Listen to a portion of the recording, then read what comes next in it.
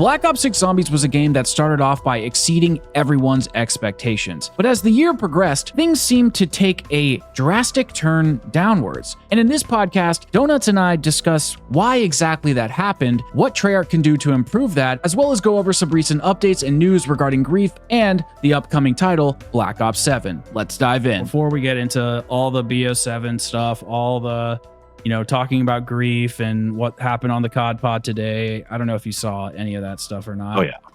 But I actually kind of want to talk about Shattered Veil with you because I listened to parts of your little podcast episode, or just like a review of it you did. I listened to parts of it. It was a little while ago, so I don't remember it all. I obviously read your comment, and then I saw a response that somebody did to one of your the video.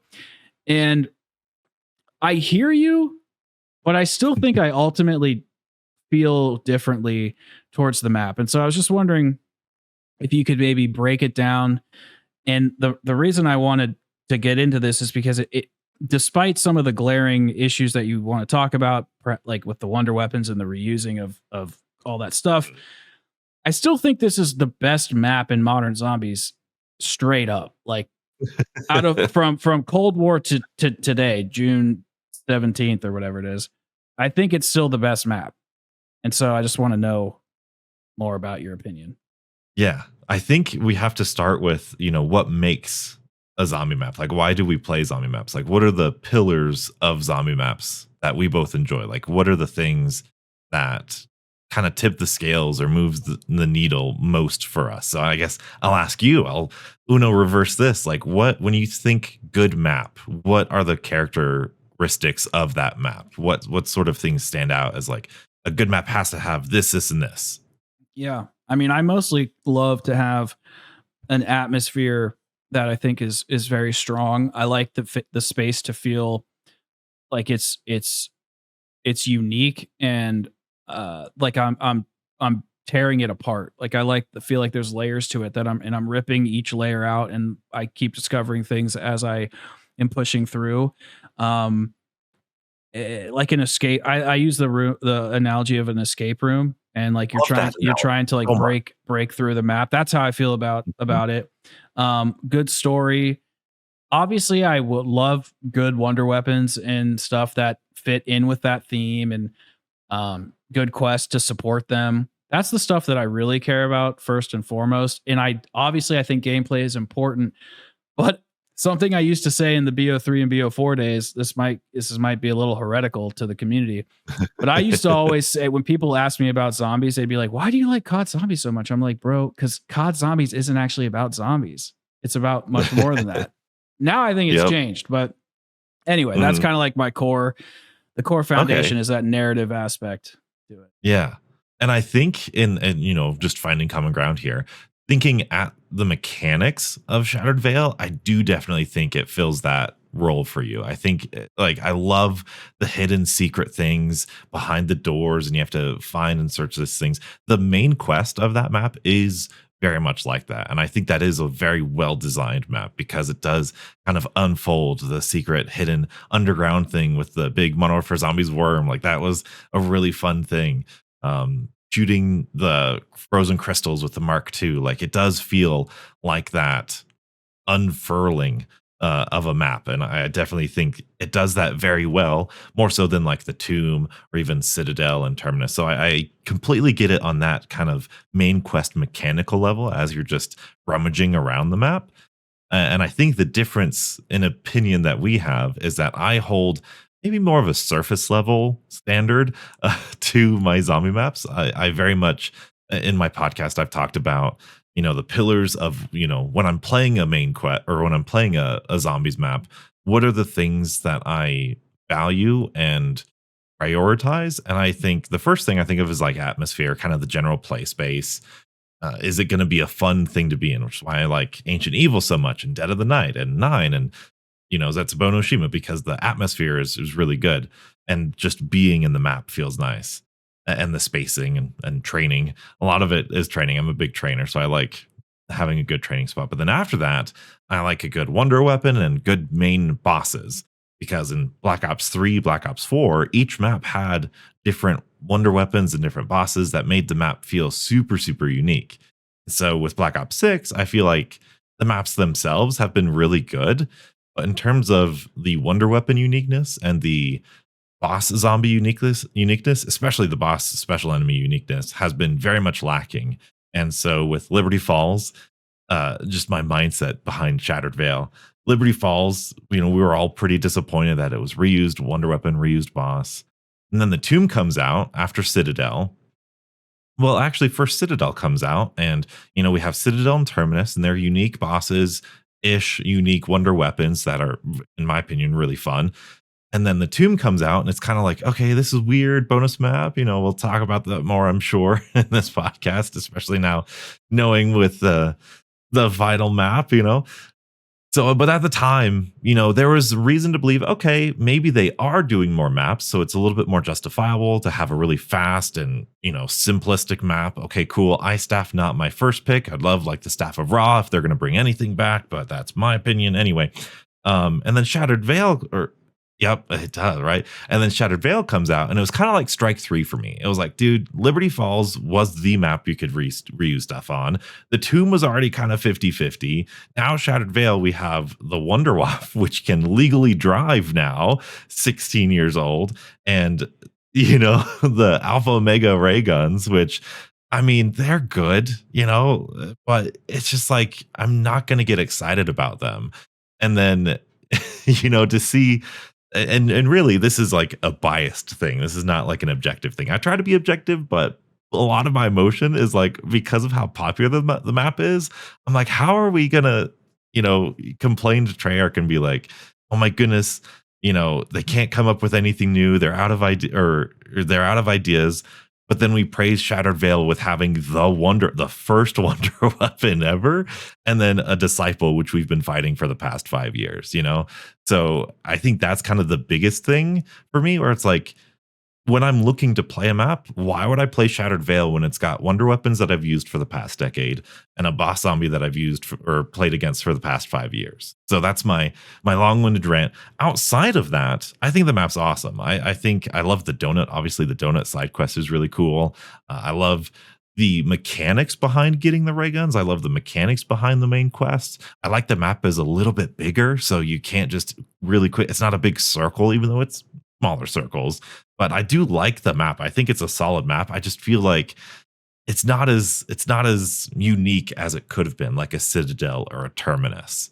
There is my crash out. No, I think that's pretty fair. So your main criticism to me, and let me know if I'm putting words in your mouth, because I'm not trying to do that, but it sounds like to me your primary concern is the double standard that the community holds towards this map, with the fact that we have like reused content that is such a primary pillar of a zombies map, and in here it gets a pass, whereas in other maps it doesn't. And exactly. and I honestly, I definitely hear you, but I also am going to say that I think this shows you just how strong like the setting and the atmosphere and the world building is, and the Easter egg is, and like all these other aspects of the map. Like they're so strong that I think people can give that stuff a pass, because in my opinion, I do think wonder weapons are important for sure, but I think they're not as important as a lot of that other stuff, the level design, the atmosphere and whatnot, because part of the reason I get fatigued or upset about stuff is I'm like, bro, this map is lame. Like, it's not really that exciting. Like, let's just use the Tomb, for example. I don't think the Tomb is really that bad, but we'll just use it as an example. It's like, okay, it's small. There's no cutscene. There's no intro cutscene. The boss fight is like a makeup mirror that I found in my mom's like travel bag in 1987. Like, what is going on here? And the wonder weapon is only one of 4 stabs that's like reused. This is so silly.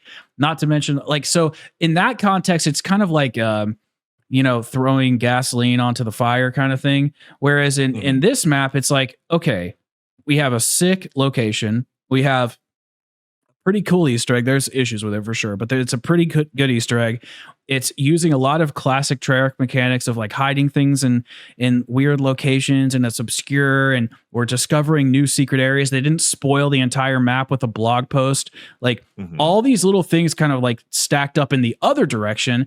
And then they were like, okay, well, we're going to give you reused wonder weapons, but they're revitalized. There's essentially 5 of them. You get the standard ray gun, and then you get 3 variants, and then the wonder weapon. So we're giving you 5 wonder weapons plus the standard ray gun. So like there's a lot of ways to play on this map, plus the field upgrades, blah, blah, blah. So I kind of get it in that context, but if it was just the ray gun Mark II, or if it was just the Wonderwaff, I would be super pissed. And even in my review, I said, what I think bogged me down more about the Wonder Weapon stuff than anything else was not necessarily that it was that we had reused Wonder Weapons. It was that they were reused from Alpha Omega too. I was like, like reused. Yeah.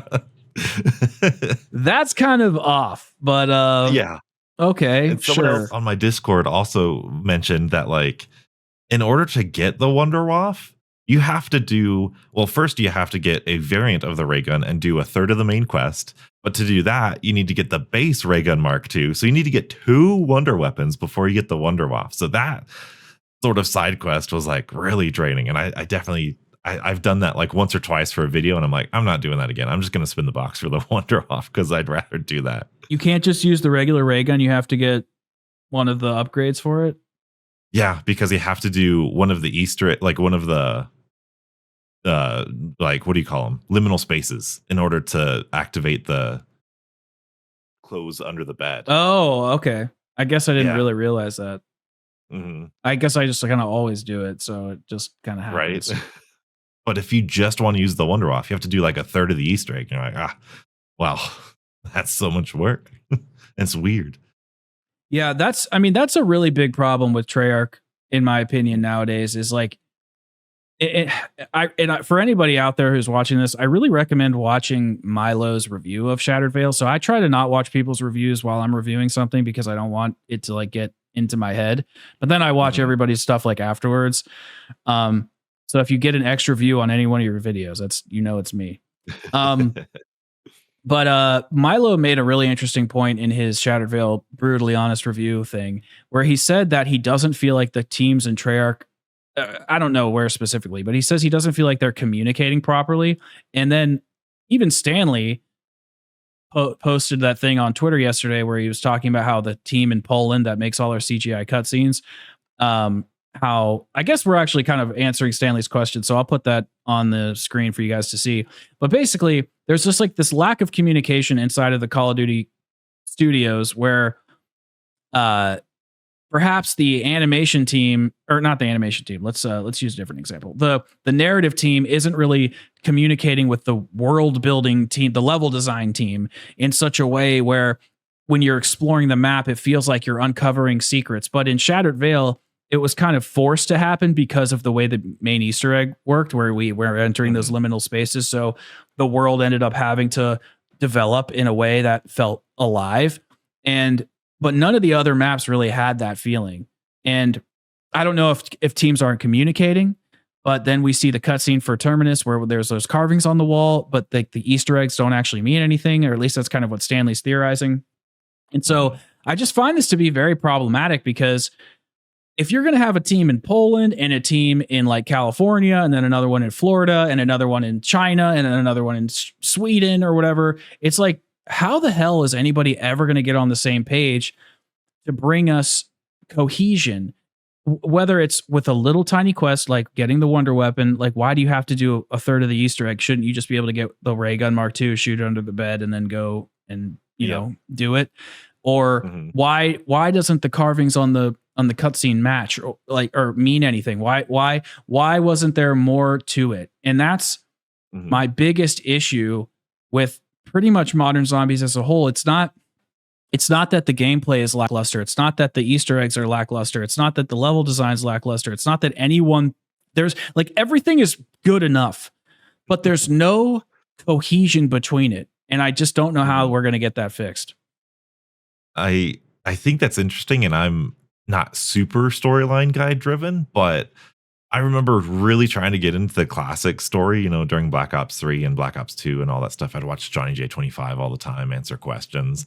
And those are valid points of feedback of, hey, they threw this thing in here. It doesn't really mean anything, but they just threw it in there. And that could feel really deflating for us right now. But I feel like that's what Zombies has always been. I feel like they've always just randomly thrown stuff in there. Like, is Shangri-La on Mars or not? Like, they just kind of went with it and ran with it. They didn't have a plan involved.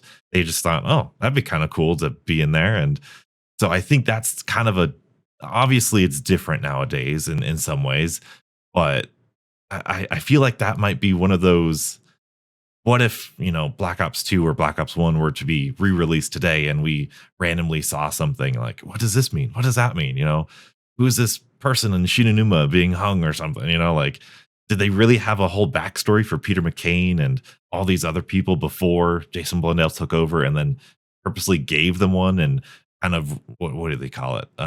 Retconned everything. So I don't know. That's kind of a hard stance to take, or for me to take anyway, to say, hey, they shouldn't throw anything in there randomly and they need to have a plan and this really intricate backstory, where Zombies, especially the Jimmy Zelensky era, was all based on what the community thought. And then kind of they ran with what we thought. So it's kind of this back and forth. Like, Sam wasn't Sam until somebody thought, oh, the zombie's saying Sam. Why are they saying, oh, you're right, it kind of does. Yeah, it is Sam all along, So I don't know. That's pretty tough in terms of, so yeah, you go ahead. Interrupt you for just a second. Can I just, and this is just a feeling, so you can't quantify this. I actually don't disagree with anything you're saying, except for this one piece. Do you think that Treyarch is listening and trying to throwing the ball back towards us, or do you just think we're throwing the ball at them? Right, that's a great question. I feel like, and I know that we might cover this in this podcast based on the questions, but I feel like they haven't really had a lot of time to throw back stuff. I know they've technically made like Vanguard and Modern Warfare Zombies, but I feel as though we really didn't have a lot of feedback until now, like with Black Ops 6. Like Cold War, maybe a little bit, but I that's a great thing. Again, I'm not super into the storyline, but I'm trying to think of anything that we were theorizing that, what's this in the dark ether? And I don't know. I think that's a good question. This isn't a gotcha or anything. I'm just asking because one of the moments that I think, this is so weird that this clip is like gone from the internet. It's really hard to find, but there's that classic clip from Jason Blundell where, they're asking him questions. It was like February 2019, I think. And Dead of the Night came out a month or so ago. And they're doing some like Twitter interview with him, and somebody says, "When's the next DLC going to come out?" And he's like, "Oh, I can't give that away." Or he's like, I don't really know how to tease anything on social media. It's like, it's all Greek to me. Yeah. Like, and he said it's all Greek to me, and the internet lit up. And then the next question, or one of the later questions, was, what's your favorite cipher inside of Zombies or whatever? And he goes, well, there's a lot that aren't found, but I think one of my favorites that haven't been found is actually on Voyage of Despair. But you guys, I'm sure you guys will find it. I'm not going to give you any hints here. Like, I don't want to cause a rumble, but that cipher was discovered by having your vibration on your controller by staying on a certain grate in Voyage of Despair.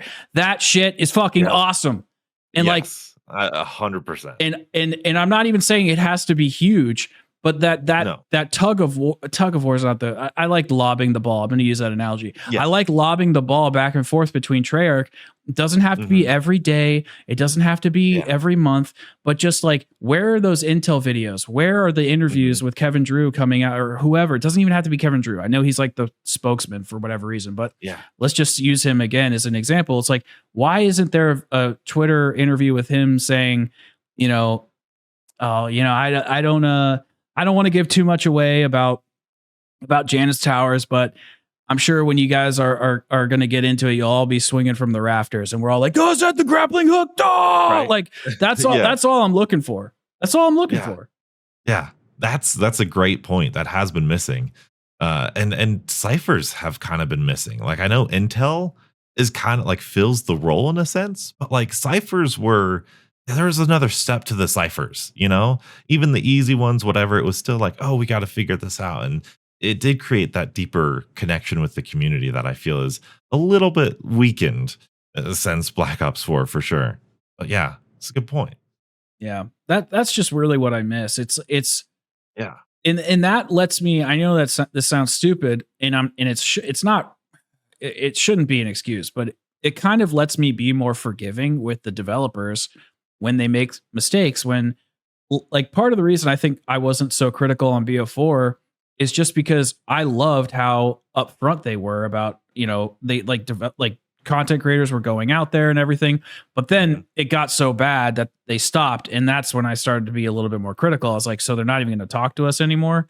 But there was like this period. I mean, you can, people who are watching, you guys should go back and look at the COD events or whatever. I forget, COD XP, I think is what it was called. There's all these events back on YouTube with Jimmy Zielinski, the old sound guys like Brian Toohey and stuff, where they're talking about everything Donuts was just said, like where the, Sam came from and all this stuff. And it was just like this like play, this nice gentle play between the community and the developers about where the story was going, and we were building it together. And now it just kind of feels like a corporate game that's just designed to like please people and not really have any sense of meaning, and it feels hollow. And it makes me sad because I can get over having a demon skin for $35, playing it on or playing it on Shattered Veil, and it not fitting in or having any relevance to the story. But why can't like Kevin Drew just talk to us, or why can't somebody just talk to us and let us know what's going on? Sorry, I know I'm rambling here a little bit, but there was this BO7 COD pod thing today, and Miles Leslie, the first like opening 10-15 minutes of the episode was him breaking down the BO7 trailer. And at first I was like, this is going to be so cringe because he's just going to tell us everything that we need to, like, he's going to ruin all the secrets. But it was like actually checklist. But it was so cool. I actually ended up really liking it. I was like, oh, I never really thought about that. And I guess I should probably go and play the BO2 campaign because I think I've only played like half of it. And I like, where was that for the Shattered Veil cutscene or something? I like the stuff with the COD pod and some of the even the blog posts that they write. Like I don't know if you've known that MZZ and I played a 6-hour game of Grief when Grief came out. Yep. And in the patch notes, they said, we're making these changes. Hopefully there's no more multi-hour games of Grief or whatever. And like, we don't know if they're talking about us. They're probably not. But like, if they were, like, that's a fun little interaction. I loved the COD pod, before when they were joking about all the manglers back in season 1 and they were having fun with it. Like, they need to do more of that. And even the 115 day when they were, saying, hey, we're going to not nerf fun anymore, kind of tongue in cheekily, like that's the kind of stuff that they need to really turn into. And I think one of the reasons that they might not do that is exactly what we said before, where they might be so compartmentalized that like the people who write the blog posts are completely different than the people who are working on the game. And, I don't know how big or small the Zombies team is, but if it's really big, sometimes a lot of people might not understand this. You might understand this, but when your team gets bigger and more people, it's actually harder to communicate. It's harder to get your message across to the whole entire team. So if the Zombies team is expanding into Black Ops 6, Black Ops 7, doing all these things, it'd be really hard to get that personal with people. And, to say that Kevin Drew might not be as close with the entire team because it's bigger than Jason Blundell was, or Jimmy Zielinski was, where the team might have been a little bit smaller and they could easily communicate to each other. So yeah, it's definitely interesting how it's going. And I hope that they continue to try and interact with the community more personally. I would love, obviously, to have more Zombies people invited out to COD Next, because even at the start of Black Ops 6, they had like, who was the Zombies people that got flown out to? Lego, Dalek, Chopper, yep. And I think that was about it. Now, a lot of them got footage beforehand, so I'm sure that was good, but I don't know. I could use some Kevin Drew interviews. That would be really fun. Yeah, no, I mean, in the this idea that it's like about size of channels is not true. Like I looked up some of the No. size of those channels that got invited out for the grief event, and some of them have channels of like 2,000 subscribers. So like Mhm. I I know for sure that also oh, by the way, because I was looking into that whole event thing. Well, actually, I can't decide if I want to say this or not because I know people are just gonna like get pissed about it. But there, whatever. I'll Mhm. just say it. There was also Do it. they also had some other company there that was promoting like a women's event, and so they invited women, and then they double dipped and brought them into the grief event and Oh, into the other event as well for like women's history. I don't even know when the yeah, hell it since was. they're out there or so, you know. So they did both. And I think that's why Yeah. people were like, "Well, who the hell are these chicks?" And it was like, "Well, they were there for that and that cuz Activision partnered up with this other Mhm. company." Yeah. Whatever. It doesn't even matter. I'm just saying that it's not even about the size. It's just about No.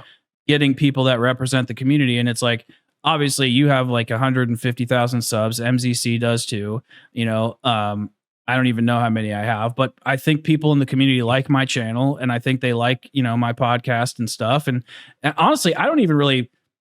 I think it's weird that people like the podcast because honestly, I just kind of made it for fun, but it's turned out to be kind of like a little bit of a touch point for the community. So I Yeah. do enjoy that quite a bit, which is why I want to bring as many people on to get as many opinions as possible.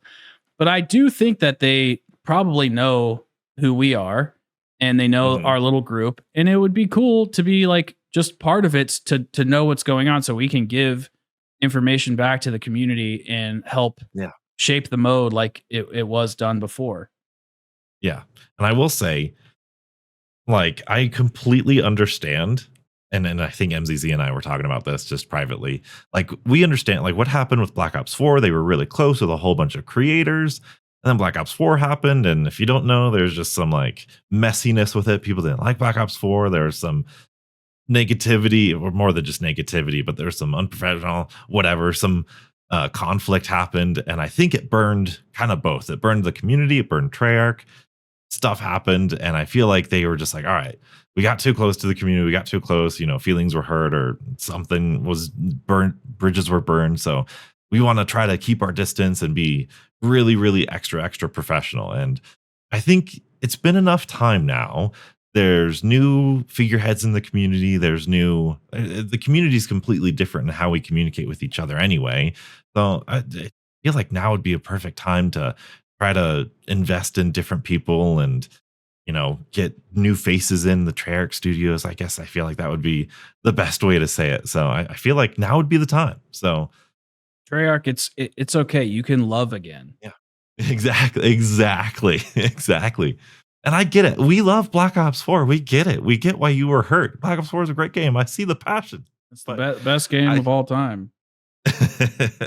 I mean, I know I believe that, but nobody else agrees with me, but right. it's fair. It's still top 2, top 3 for me. Like, just going back, it's got it's what I love about modern, it's what I love about classic put together. Mhm. Yeah, you touched on something there a little bit, which is funny because it's kind of like what I was saying with the story about how it's not being built with the community, and you're saying that they're kind of ignoring the community with like the game in general.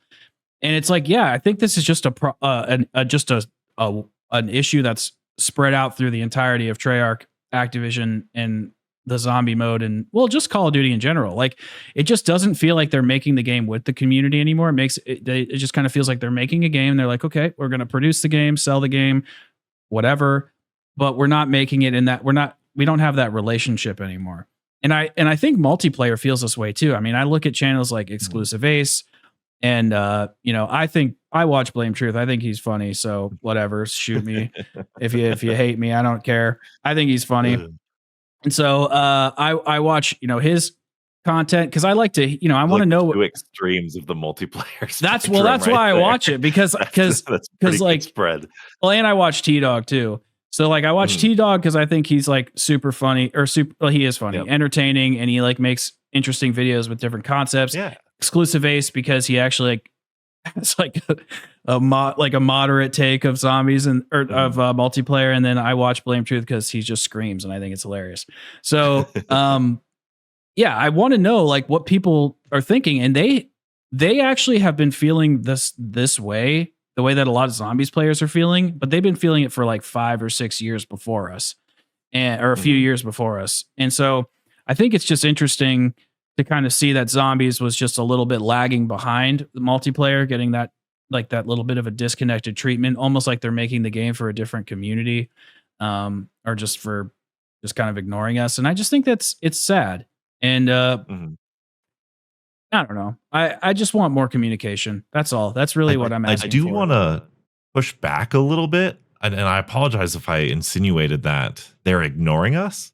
Um, but I feel like they're just not like emotionally close with us because I feel like, and this might be controversial take here, but I feel like Black Ops 6 answered so many criticisms of Cold War, especially going back. Like I went back and watched some of my first live streams of Black Ops 6, and even though it's not like this big overhaul and oh my goodness, they redid the entire system of the crafting table and salvage and the point system and all this stuff, they did little tiny tweaks that I think made really big changes. The difficulty of Cold War was a big thing, and I feel like they dramatically improved the difficulty in Black Ops 6. I know that's kind of weird to say, but I do feel like they made a huge step forward in that. The maps themselves being unique, like the actual atmospheres and everything, I feel like that's a huge step forward from Cold War. Having a set crew was really big, and so even though the quality of all of these things could be further improved, I definitely feel like they have their ear on the ground to what we're saying. Even back in January when they switched the shock charge for the speedrunners on Terminus, they switched that back. They buffed the swords. You know, they've been really vocal, and they've been, I think when Shattered Veil came out, they nerfed something, but they did it like right away because it was really broken. I forget what it was, but they've been really attentive to us in terms of listening to us in terms of the gameplay. So even if they haven't been emotionally, like relationshiply close to us as like Jason Blundell or something like that in the past, I feel like gameplay wise, they have been trying to tweak and listen to us for a long time, and not just with Black Ops 6. Cold War, the Vanguard, there's a couple things there with the atmosphere and stuff. And then anyway, that's my rant. That's my clarification. Yes, I agree that I think that yeah, it's you're right. It's not that they're just completely ignoring us. They are listening in at least in some aspects to gameplay. And honestly, that was something that I don't think Blundell and his team did really good enough. They like didn't really keep us up to date with bugs and gameplay and stuff like that. So it's honestly a fair criticism, and but you know what? Now that I think about it, it's kind of perfectly represents what the game has kind of turned into. It's moved away from the story and the mystery and the intrigue and the Easter eggs and the quest steps and all that, kind of that shit that I really liked about it, into more of just like a gameplay centric thing. And yeah, but I just think that Zombies is built around, like, despite the gameplay and despite having, boss fights with zombie elephants, I think that I just do think the gameplay is built, or the game is built around mystery. It's built around intrigue, because even before Blundell was a major staple, they were doing that in World at War, and they had really good environmental storytelling, and it's just not really there in the same way. And even when you like walk around the tomb, okay, like you're playing the tomb, walking around the starting room, there's nothing that I'm really looking. Oh, actually, I have a much better example. We can use the tomb if we want, but a much better example is the better example I think Citadel, where you go into the chamber. I forget what it's called, where the swords are, and there's that nuke in the center of this, or that bomb in the center of the room. And if in the only way you would know it has any significance is if you read the blog post, and it's not even really that significant. It's just that there was bombs dropped on the castle, and I guess it looks like one of them didn't explode or whatever, so it's in there. But there's nothing like, oh, this was, these guys that wanted to kill the Owl King, or well, I guess the owl wouldn't have been there because it was World War II. But Right. the like, there's just nothing there. There's nothing there. There's no Easter egg Like there. if there was There's a nothing. character quote about it, like, oh man, like I've heard about blah blah blah, but I never like, careful of that one or something like that. Or if there's an Easter egg where you got a character quote and then you got like a free nuke power up or something from it, or that would be, engaging with the story a little bit more. So that way it's naturally there. Or like a cipher, that'd be pretty cool. Anything, even if there's like an Yeah. Easter egg step, like Mhm. I don't know, I'm just making up shit. This is the other thing. It's like the devs are better at this than I am, and this is Yeah. kind of why I always think, if I, a stupid idiot, can think of these things, then I know they have. Or if Mhm. they've not, maybe they've thought even bigger, and I don't know why they can't do it. But like, imagine there was like a step where we had to use the fire sword, and we blew up that bomb, and it blew up a freaking hole in the ground, and there was like a whole new Yeah. section of the map, or it blew out a wall or Yep. something. I don't know, Exactly. dude. Just something that makes it And feel interesting. a lot of the time, like when we're kind of in narrative is always something that I'm not quite sure of, like what I truly believe in. So all this stuff sounds great, but I'm also like, well, what if we go back to old maps? Like, is there any situation like that in old maps where we're like, oh, we just like know this is here because we know this is here? Or are we just kind of recency biasing, like, hey, why don't they tell us about this? Whereas in a previous map, it might be like, oh yeah, that's just part of the background, and we don't acknowledge it. So, not saying that that's what's happening, but that's how I inspect my logic and inspect what I truly believe. So that's a cool like piece of thing. Like, and I do similar stuff with gameplay things, and I think I want to emphasize one of your points that you made earlier of how kind of Jason Blundell was a little bit more, I would say, emotional about the game. Like he was interested in how stuff made us feel and how stuff affected us emotionally. And now the game is all about the mechanics and about how the game plays, which neither one is better than the other. They're just different. But to emphasize that point, when you look back when Zombies Chronicles came out and all the other YouTubers were interviewing Jason Blundell, 99% of the time, they're talking about the storyline, the narrative, and these map features, but none of them are really talking about the gameplay. You don't hear them talk about the perk system. You don't hear them talk about the point system or the pack-a-punch or anything. It's all about the maps and the storyline. So I think that's an interesting kind of tentpole in the community, that those were the things that were important back in the day. And we've kind of gone away from that. They're still there, but the emphasis on Black Ops 6 and modern zombies might be more of the augments and the ranking, or not ranking, the leveling up and the XP and the gameplay itself, which for some people might be really good. For some people, we might miss that old school stuff, or we like the emotions that zombies made us feel. I actually just think that both of them are important. I think they both go Yes. together, Mhm. but to circle back to just a tiny point inside of your what you just said, it's not even necessarily that you could go back into previous maps and something would be there that was maybe just there or didn't have like a function. It Mhm. was that stuff. Most of actually, let me restate that. It's not that certain things you would go back were just there to be there for story. Like, I'm sure that there was, Yeah. but most of the stuff had functions. So, for example, you go into Drac and you're in that computer area, and you can see like clips of Dempsey flashing on the screen, or there's that newspaper that if you Yeah. that you plunge with the plunger, it like changes information. You throw a grenade at the ceiling, it changes to the disco ball Easter egg. The Mhm. center area of that courtyard, once you do the Easter egg, Dempsey flies down and knocks crap over, and the map slightly Yep. changes. So that's kind of what I'm talking about. It's It's not. almost like there's enough of that other stuff to where if there was a thing like the nuke in Citadel, it almost didn't matter because there were so many other things you could dive into that was worth diving into.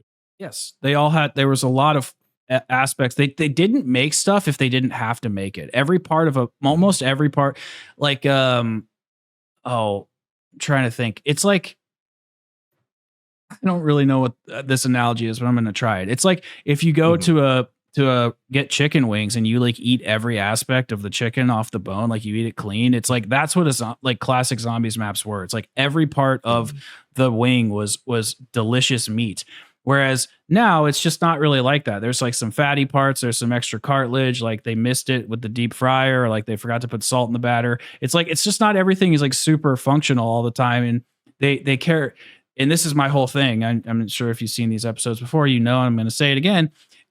The fact that zombies is in the menus entirely is bad. It's bad for zombies. It's not a bad gameplay mechanic in terms of RPGs or, any other game. It's just bad for zombies. It's because zombies is about extracting RPG mechanics from your environment in the map, not from the menu. It's why upgrading the Hell's Retriever to the Hell's Redeemer is so satisfying, because you're going on this mission that tells a story, as opposed to just grinding to level 30 and then taking your XP points and putting them in a menu. It's not this mode wasn't built on that. So when I say this stuff and I say it's like literally bad, I just mean it's bad for this. Like this mode was literally built on using your environment, manipulating it to make yourself more powerful. And now it's all about just grinding crap and like dumping points into a menu. And like it's just so backwards. And the thing is like Shattered Veil. This is another reason why I like Shattered Veil, because I don't want to sound like I entirely hate this system. I just think it's a negative on zombies. But why I like Shattered Veil so much is because it showed me that they can do both if they want to, and they're not, because whether it's, let's just say there was like an Easter egg on every map. I'm trying to like go halfway with Treyarch here, because I have accepted that my ways is not ever fully coming back. So I'm trying to go halfway with them.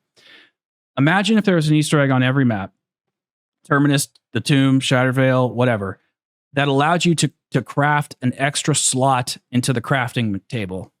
And then inside of that, each map, there was a special score streak that was designed for that map, but you could do another quest to put it in there permanently and allow you to use it on every map. And so let's just say there's like a Dark Ether, what's the stupid thing? The minigun, Dark Ether minigun or something. And they craft it for, we have it for the Tomb. So we do an Easter egg, we craft a special slot in the crafting table, then we do another Easter egg, and we build this Dark Ether minigun. And you can do it every game if you want, but all you have to do is do it once, and then you do it, and then you go over to the crafting table, you do a little dance, make a little love, get down tonight, and then it's entirely in every single map. I just don't see why we can't do stuff like that. I don't. That's a great point, and I love this point, because I think this could be where they go in the future of zombies. But to emphasize, or to kind of give you a little bit of hope, you see, you got a little. You may be sad there, losing out hope, but I think they have been doing some more of the in-game reward type of stuff. I think the Tomb is a great example of that. Obviously, everyone loves the Tomb with the free Pack-a-Punch and the free Cryo Freeze and Ether Tool and all that stuff, but I don't think that's exactly what you're talking about. Even though that's kind of nice. I think the Tomb does it really well with the golden armor, because that is like a gameplay feature that feels like a classic. Hey, take this head, complete this lockdown, and boom, now you've got this thing. I think the incantations in Citadel des Morts also feel that way, even if they could be a little bit more in depth. I get there's 4 of them, so they all need to be sort of short, but give me a map that has a really long, like Der Eisendrache level of bow quest, and like that would be really cool. And I've been thinking about it. I think I like all the wonder weapons, but the wonder weapon quests, but I think that's beside your point. But just to give you a little bit of hope, the incantations and I think the golden armor and the Tomb are 2 really good examples, as well as the Shattered Veil, of kind of combing through the map and giving a little bit of progression that way. And if I were to ever meet Treyarch, or if they were to ask me like one of the things that could make zombies better, it feels as though the progression of the player is independent of the progression of the map at a lot of points in time. And if they could intermingle even more, you could have the best of both worlds. There's no reason we can't have a shield right now in addition to armor. Like, you could just have it. There's no reason we can't have a specialist quest where we get the like full of non-stop way and still have our field upgrades through the menu because you pause menu, you can switch your field upgrade. We can have both if we want to. So I hope that's the way they go down, just to give you a little bit of hope. I feel like they can do that, and I feel like with some of the things in Black Ops 6 that we've been seeing, they might be playing around with it. But outside of that, well, first I'll let you react to that a little bit. I have something else about the crafting table. hmm With the crafting table, something that I've been saying for a little while now, and people tend to agree with here. So let me know if you agree with this. You and everybody listening, they already have exactly what you described in the sense of Liberty Falls has the Etherella trap. So you do the Etherella trap, you collect all the things, and all they need to do is put it in the kill streak section of the crafting table for like 4,000 salvage or something. And then boom, it's a kill streak. It's unique to that map. There you go. The chest piece on Citadel, boom, it's right there. Mr. Stuffy on Terminus, put it in the crafting table as soon as it's done, right there. And even, you'll like this, I know, with the Monkey Bomb and the Casimirs, like take them out of the crafting table, put them in the mystery box, and then once you get them out of the mystery box, then you can put it in the crafting table. And now you've got this mix of I'm exploring the map, I'm progressing through the map, but also I have the crafting table to support me in the high rounds and the balance of the gameplay and whatever. So I definitely think that would be fantastic to, or even in Terminus, you have a little mangler cannon, a mangler hat, and then this vial of blood or something, and then boom, you can craft a mutant injection, and now that's in the crafting table instead of it always being in the crafting table or something like that. So I think that's the next iteration of this modern zombies formula that they need to go to kind of balance out both the modern stuff and give us that classic unfurling of the maps that we've been talking about. So I definitely think it's possible, and it gets me excited to think about. Well, yeah, I that's all I hope for, because it's just I want to have stuff to grind for. I think that's needed in Mhm. modern gaming, unfortunately. I think just the days of just like loading in with as a character and hitting, X on stuff and being done with the game. I just think those days are over. And even though I yearn for yearn for some, classic stuff myself every now and then, it's I still like I go back and I play BO3 or whatever, it doesn't even matter, and I'm just like, oh, this Right. is the grind. This is kind of lame, and I'm not even a grinder. So Mhm. like, Yeah. if I feel that way, like I'm sure other people who really like grinding are probably like, yeah, this is not it. So I am totally fine with there being augments and stuff. Mhm. It feels like they, instead of I don't know. That's the main thing. Yes, that is the main thing. And I just think Mhm. about like what you said about the shield and armor. It's like there's no reason that the armor can't be elemental Mhm. or something, like for some Yeah. sort of Easter egg. Or like Yeah. why didn't they take turtle shell from the augment and jug and make it a side quest for Liberty Falls or something? Like Yep. just having map specific quests for map specific things, and then allowing those to interconnect from map to map by allowing us to put it in the crafting table, but allow us to put it in the crafting table from the map. Not Yeah. Don't just throw it in there and say, well, all you have to do is kill zombies and earn salvage, and that's how and then you just spend your salvage. It's like, I already spend Yep. points. Like, what the hell's the Yep. difference? It's no different. That's my big thing with salvage. I'm like, what if it was all just points? What would be different about it? Like like sure, the prices would change because you can only earn so many points with the new point system, but like you're still just waiting for zombies to die and to kill zombies. Yeah, that's a good point. I think I have to double check. I almost liked it better in Modern Warfare Zombies when it was just points because there was no salvage and it was all just points. So it was like streamlined. I almost liked it better that way. No, it's funny because I think this is called I don't know if this is the exact fallacy, but this is like the word concept fallacy, where and basically Treyarch created it with gameplay, and Mhm. it's to say that like because salvage and points are different, uh like on screen, that they are different, but they really are just a currency that you spend. Yeah. And it's like, I'm trying to think of a better way to explain it. A logic It's the word concept fallacy is a logical fallacy where one assumes that the concept only exists in a text if a specific word or phrase is used to express it. So to say like chairs were invented in 1970, so there was no such thing as people weren't sitting on anything before 1970. Right. It's like, well, people could still sit down. They just didn't name it a chair. So it's the same kind of thing with the gameplay. It's like, well, bro, we have like all these different ways to spend currencies. It's like, dude, they're just currencies. I'm still just collecting things passively and dumping it into some sort of system. And they like built that into the game, which is just super boring. And from a gameplay perspective, I get why you want two branching paths of progression. Because like if it was all points, the balancing I could see being completely weird. But even still, I wish we engaged with the currency in a different way, in a meaningful way. Like salvage dropped more often from headshots or from melee kills or something. So that way you can choose which currency you want more of or something like that. That'd be pretty interesting. But yeah. Yeah. There's no, basically, to just kind of simply put it, and then we can move on, I promise. It's just, there's no next layer to any of these systems that make them feel unique and fun. The salvage is just like, here's the salvage. The points are just like, here's the points. The Easter eggs are just like, here's the Easter eggs. It's not, there's no interconnectedness. And this again ties back to what I was talking about, the story and everything. It's like, it doesn't feel like any of the systems or the teams or anybody is communicating. It's just like every one thing kind of like they do. Don't get me wrong. There's a lot of stuff in BO6 that does connect. Like I will say, I at my most fun time in BO6, I will say is like when I'm at about round 30, round 40, and I'm kind of running around and the trains haven't gotten too chaotic from like 50, 60. It's like in that sweet spot. And then all of a sudden, like a war machine drops and then you just like tear them apart. And then you like do it with a death machine. And like, I kind of like that space in zombies.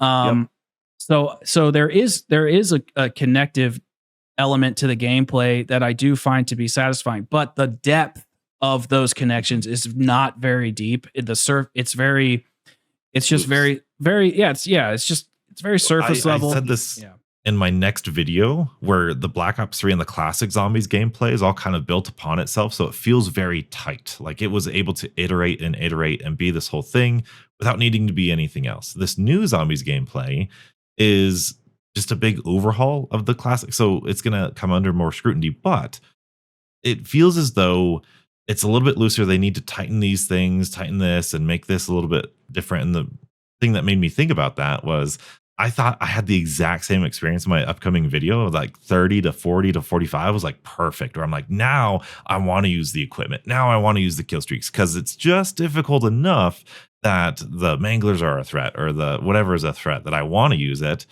So we need to somehow tighten the early game to where I suggest we shouldn't have any drops like grenade drops, equipment drops from zombies at all. So that way you're forced into the crafting table and you have to spend that salvage as opposed to just it lying on the ground all the time. So sort of stuff like that. I don't know.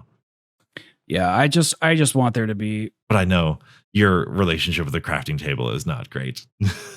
Well, I just think it's boring. It's a catch-all. Yeah, I just think it's very boring. I think there are so many better ways to create a gameplay system, and I just feel like we kind of went through it all. Like it's not mystery box monkey bomb. Like, yes, I finally got it. Is just not there because you just buy it. Yeah, that's pretty much. I mean, that's pretty much it. Mm-hmm. It's just there's no. The crafting table is just like, get my currency and I go and I spend it. I get my currency and I go and I spend it, and I can get it as many times as I want. There's no cap on any. Oh, I guess with revives, which is good, right? But I wanted to scale every time you buy something. I think that'd be cooler. Like that way, you have to engage with the resource management a little bit more. Yeah. There's no like repercussions. I think that's a good way. And like the thing is though, I want to just kind of clarify something. And Jimmy Zielinski maps, when I go back and play those, they feel almost like so punishing that antagonistic. Yes, they're very antagonistic, and they're so punishing in the sense of like a new player is just like, okay, I got to get the trample steam, I got to do this, I got to do that, and they're kind of jumping through a lot of hoops at the beginning, so many hoops, and they're trying to figure out how it all connects. And there is some appeal to that, don't get me wrong, but I find myself once I get through that, I'm like, oh, it's actually really not that tough. And okay, I got to around 20, 30. All right, I kind of did it. Like, I'm kind of done. Yep. But with Blundell maps, I just liked how those there wasn't it wasn't as punishing like as Zelensky. It Mhm. wasn't nearly as punishing, and the systems were expansive in like the quest sense, where there was like this big narrative, really awesome music and Yeah. set pieces and all this cool shit that really drew you in to want to know what Mhm. was behind the next door. And Yeah. I think modern zombies is has such good tight gameplay, but lacks any of that intricacy that the Blundell era or the Zelensky era had in terms of the refinement and connective tissue Mhm. between map to map. I don't know. That is such a hard thing to articulate. Like I 1,000% agree with that, but I don't know how to say it, you know? Because you say like we say like map depth, that's kind of the default term we use, but that's so hard to justify too, because Yeah. not to be a positive Pete about modern zombies, that's not my goal here. But No, you're thinking just about because I was thinking about pushing this a back. lot, the side quests on like Liberty Falls, I was like, dude, I love that, Deadshot's not on the map, but there's an Easter egg for it. Like, I Hmm. love that kind of dynamic. I love the drops on all the maps. I think that's genius. Like, so useful. Speedrunners use it. Like, you can, like, if you're training here, the double points is there. You can, like, take advantage of it. I love the side quests. I love the Liberty Lane side quest, the bowling stuff. So, like, it's not even the side quests that are like the problem because those are fun. But you're right. There's this like interconnected exploration narrative gameplay where each one of them in their own way is good in modern zombies, but they almost feel like they don't talk to one another. Like not even the departments or Treyarch or whatever, but the map itself. And that's probably why you like Shattered Veil so much, because that's one of the maps where it does feel Yeah. like, hey, this gameplay side quest ties into the map, which ties into the narrative, which ties into this. So I think that's really good. Now, I'm sure the other maps do it too in some ways. Like I know I'm not really in tune with the narrative of the owls and the brotherhood and all that stuff. So I'm sure it's in there too. But It's not. yeah, it's so hard. It's not. It's I so hard to promise. articulate what that connective tissue is, Because if the bowling alley Easter egg on Liberty Falls had like a golden bowling ball for getting 300 points, and then that was like a Hell's Retriever type thing where you bowled zombies, Yeah, that'd be and funny. then you take that bowling ball, you get like a, perfect strike or perfect 10 zombies 10 different times for the 300 thing, kind of like the Shadows of Evil Yeah. rocket shield No, I Easter get egg. you. And then it upgraded your bowling ball. And like, that's the kind of stuff where it'd be really cool to interconnect the map with the gameplay of the progression. So, but like what you call that, so difficult to articulate. So I it's interesting to talk about it with someone else. Cause I have the same like, that thing, whatever that is, I missed that. Yeah. Yeah. I mean, I probably am not going to get a lot of people agreeing with me here, but I just really what's the word? I just really related to what Blundell's vision was.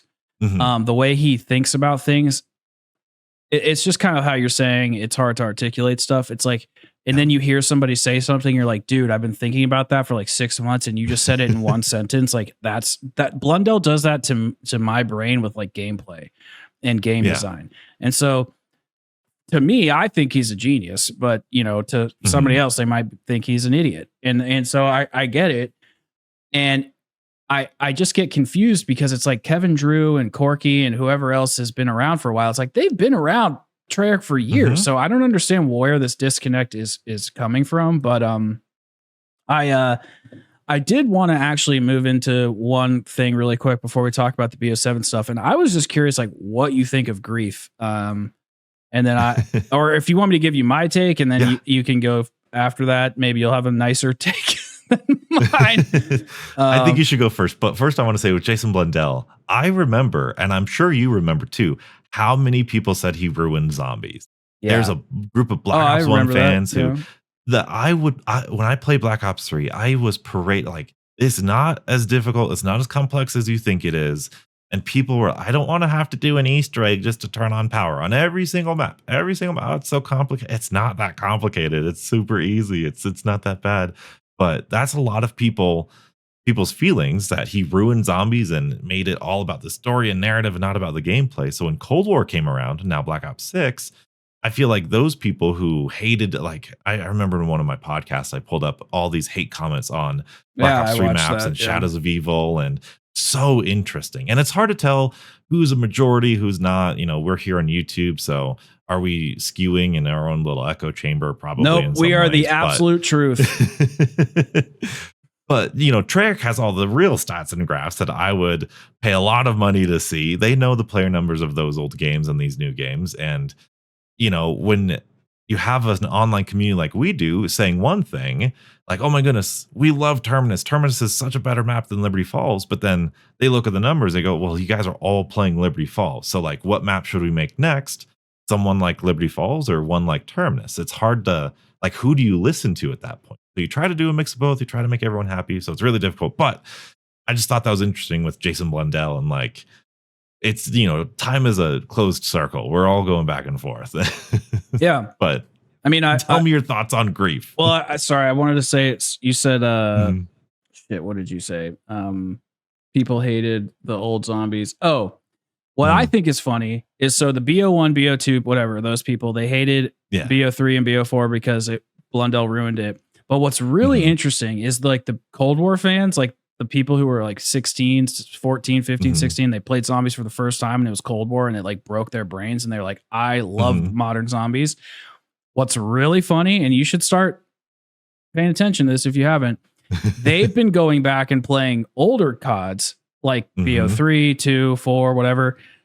And they are starting to see like, oh, the older is actually better. This is pretty good. Yeah. And they're sitting there saying like, modern zombies is better. Classic zombies with Blundell was good, but it's not nearly as good. But I realized probably a lot of them haven't really played it, or at least they were too young to really understand it.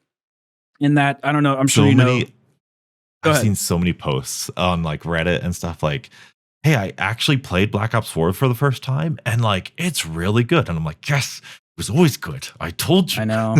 It's really funny. So I think it's going to be a big wake up call for some of the, modern zombies, like diehards that were hating classic zombies like at the beginning of the BO6 era, because I think they're really seeing like, okay, nobody's communicating with us. Zombies were like kind of fell off in BO6 and they really just, I feel like they pulled the rug out from underneath us a little bit, but and I can see how people feel that way for sure. Yeah. It is what it is. But okay, so grief. I think that, and this is probably gonna piss people off, but okay, I don't know if there's anything I can do to control this one, but I think grief was how the people will say, oh, you guys only want that back because of nostalgia. Like, it's just a nostalgia thing. It's a nostalgia thing. For once, I actually think this was a nostalgia thing. I normally don't like that argument because I think it's cheap, but I for once do actually believe that this was completely nostalgia. And people were fantasizing in their mind for years, like grief is super important. It's one of the best modes in BO2. It's got to come back. Why haven't they brought it back? We want it back. And they've been asking since BO3 for it to come back. And they finally got it back and nobody's playing it. Dude, I 100% agree with that take. Like, well, I think I tweeted you. You were like, guys, I've never played Black Ops 2 Grief, but like, what's the big deal? And I was like, I didn't really get into it back in the day, but like, it's basically like public matches, but there's a winner because people just go down randomly and there's really not much back and forth. So I 1,000% am on board with that. And that's kind of how I feel right now about gauntlets. I think you like gauntlets. Everyone likes gauntlets. I actually like those though. Dude, nobody liked gauntlets back in the day. I don't know where this is coming from. They were so bad. I think it's me personally because I got soft locked. Like every single time I tried gauntlets, I'd get soft locked. In Ancient Evil, in like round 5, it's like use an SMG, but I didn't have an SMG. I didn't have points to buy an SMG. I'm like, why don't I play this mode ever again? Like this is dumb stuff. But that's just besides the point. I think there's tweaks you can make Gauntlet a whole lot better, it's more fun. For sure. I can see the potential, but that's just my little mini emotional thing. But you're so right with the Black Ops 2 Grief. Like looking back at the gameplay, I'm like, why? Like, how did people find this? Is just survival. And then like the other team goes down eventually, like there's really not much back and forth. There's not much interesting gameplay between it. But how do you feel about current Grief, like with all the updates and changes and stuff? I mean, I haven't had a chance to really sit down and play it, but I Hmm. played it. I played for like 3 hours one day by myself. So I haven't played with friends. I Yep. haven't played with communication or anything like that. Hmm. But I played like 3 or 4 games, and I just thought I'm just playing zombies. Like I'm just shooting zombies. Like I just felt no different than if I was Yeah. playing by myself. Hmm. Yeah. Yeah. I could totally see that too. Um, Which because that's exactly how grief was to me back in Black Ops 2. Um, but I think the changes that they made yeah, I'll far have to give better him a than Black Ops chance. 2 grief. Sure. Yeah, far better than Black Ops 2 grief. But I love the griefs themselves, like slowing and zombie ambush. They need to be harder and more punishing, so the games end a little bit more consistently due to player skill, rather than a lot of people still don't like the melee even after all the patches and stuff. I don't know how much experience you have with the melees and everything. Only playing for Um, 3 hours without a team. well, surprisingly enough, I actually kind of I'm defending. I'm a melee defender. So I was playing Okay, the Tomb, me too. and I was playing with obviously 4v4, and my team Hmm. was just not doing any of the challenges. And I was just Yep. like, "Why are you here?" And so Yeah. I was spamming them in the chat. I was like, "You guys are Mhm. fucking idiots." I was like getting pissed at them. So anyway, I was after yelling at people who weren't reading any of my messages. They never came upstairs. 12-year-olds. Oh, I was just being such a bitch about it. It was awesome. And so I ran up top because there was like a defense thing, and none of Mhm. them came up there, and they all went down, and then the team beat me to Mhm. hell with the sticks, Yep. and I couldn't do anything. And I was like, Mhm. okay, that's what the game is, right? Mhm. That's the point. Yeah. So I Mhm. lost. I just thought Yep. that's what it was supposed to happen, and I was like, it's a little annoying, Mhm. but I just hit him back. I don't know, did you play, like, right after it came out or just recently? It was probably like a week and a half or something after it came out. Okay, because they recently made the shake a lot less and, like, the stun kinda reset a lot slower, so I feel like it's a little bit more forgiving. You have a little bit more counterplay if you're the one being meleeed, which is good, but I I don't think the zombies community was ready for what grief is, because I get a lot of comments on my grief videos being like, "Donuts, like, why do you melee? That's so toxic. Like, why do you do this?" It's like, that's the point of the mode. Is to be Like, you're toxic. supposed to grief them and to stop them from regenerating their health. And there's smart ways of doing it now. And especially because they increase the zombie damage, which would be great to see in regular round based Treyarch. That'd be awesome. Just whenever you want to. But Yeah. when you see that they're getting cornered by a horde or they get shot by a mangler, you can melee them or shoot them to stop them from healing, and then bring zombies around them and melee them, and then get behind them and, position yourself in such a way so the horde's next to them. Like, that's the strategy. Like, that's the fun of the grief, is trying to get them in those bad situations. And I feel like Black Ops 6 does it better than Black Ops 2, because Black Ops 2, the melee didn't do too much. You could mainly block doorways, and that was a bigger thing in Black Ops 2 grief, because obviously the maps were a whole lot more narrow, and shutting down the mystery box with the EMPs. I think they should bring that back with shock charges and stuff. Mhm. But yeah, I just think, like, grief is supposed to be this competitive thing, and I don't know if people are happy about being competitive in zombies, because there's like winners and losers, and you've gotta, you can't just play zombies and then win because, oh my goodness, you're just a better zombies player. You have to take advantage of the situation or the bad situation of the enemy team in some situations. So Yeah. yeah, I don't know. I don't know. I just don't think it's an interesting mode in Mhm. general. Like just the way zombies is, it feels weird. I think zombies has a Yeah. really hard time coming up with side content because part of the part of the fun back in the day was the community making their side content. So like we'd have the 2 box challenge or the starting Mhm. room challenge or the rainbow perk challenge or trying to do I don't know, like in modern zombies, I used to try to do Easter eggs with no armor or no Yep. perks and stuff like that. And so the zombies community kind of always made their own challenges, and that's why I think Gauntlets did such a good job because it kind of forced you to play a certain way on that map, and it was Mhm. really really weird. like you said, they could have made things a little bit better. But Grief, I just find I don't know. I play it once and I'm like, okay, I get it. It's just I just don't think it really does anything for me. It does it Yeah. just I'm shooting zombies. I'm doing a little bit of a challenge, and that's it. Yeah.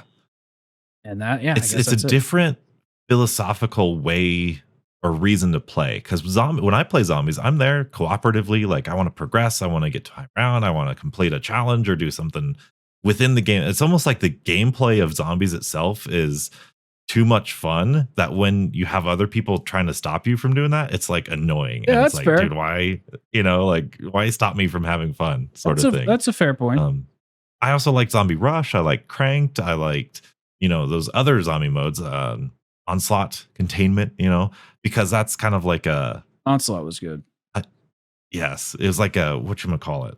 It was super condensed, like the zombies gameplay progression condensed in all of those modes, Rush and Onslaught and stuff. So I definitely think that would be very successful. And also Gun Game. I feel like Gun Game is really easy. Yeah, Little that's side mode where you progress through guns. It's the same spirit of zombies. Whereas, like you said, Grief is kind of a different spirit of playing, a different spirit of gameplay, which is interesting and not for everybody, of course. Yeah. Yeah. I mean, I'm fine with stuff like this in the game. My this even ties to Shattered Veil's Wonder Weapon selection a little bit. It's like I'm fine with having stuff like this in the game that's reused or maybe kind of Mhm. subpar to what I think Zombies is about, as long as it doesn't take away from the primary resource development of Yeah. the mode. Like I'm fine with having 5 Yep. reused Wonder Weapons in Shattered Veil, but why couldn't you give us like I don't know The something Staff of Ra. yeah, Staff of Ra or like something not a ray gun Mark II. And Mhm. like I'm fine having Grief, but like why can't we have Onslaught? Why can't we have Gun Game? Why can't we have gauntlets for every map? Like I think people really liked gauntlets. First, I don't know. Maybe I guess I misremember that, but I always thought people liked them. Maybe I'm misremembering it. Maybe it's because I didn't like gauntlets. I'm perfectly fine being the biased one. No, here for I that. always thought people said like, oh, they're pretty good, but like, there's no rewards. Like, I don't know if you remember, Yeah, the that was rewards big. were like That was calling big. cards, and they didn't change the. And then the hard one was a calling card Yeah. with an outline. Hell yeah, it was purple, I think. Yeah, it was Hell purple. yeah, That's right. sick. Ugh.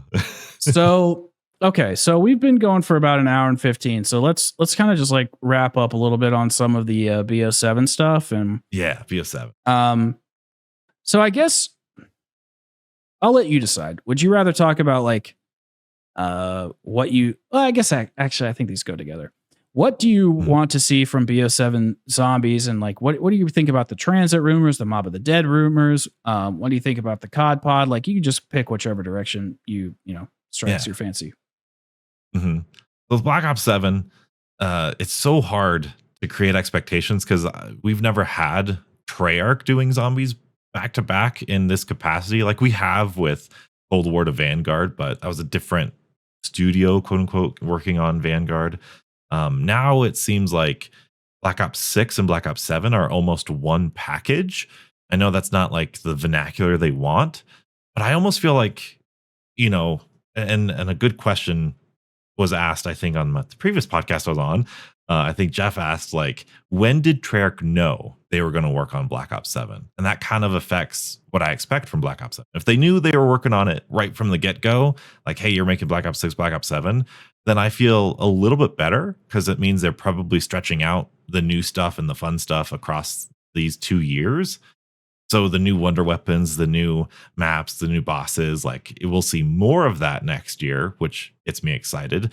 But if it's like a Vanguard situation or Modern for a Zombie situation, then I'm really nervous. Are they going to cut corners and rush stuff? Or are things going to be unpolished, kind of like the original Outbreak was a little bit and just kind of drip fed? So I would like to see this be like an iteration of Black Ops 6 Zombies, even more updated. I'd love to see. I don't know. I feel like if it was just Black Ops 6 Zombies Year 2, that would kind of be a little bit sad in my opinion. Like I like Black Ops 6 Zombies quite a bit, but with a new game, you want new and improved things. But if we had these 2 years with the same systems, I don't know. That gets me nervous. That gets me nervous a little bit. Yeah, I agree. I think people have always said there's so many times I'm sure you've heard this in the community.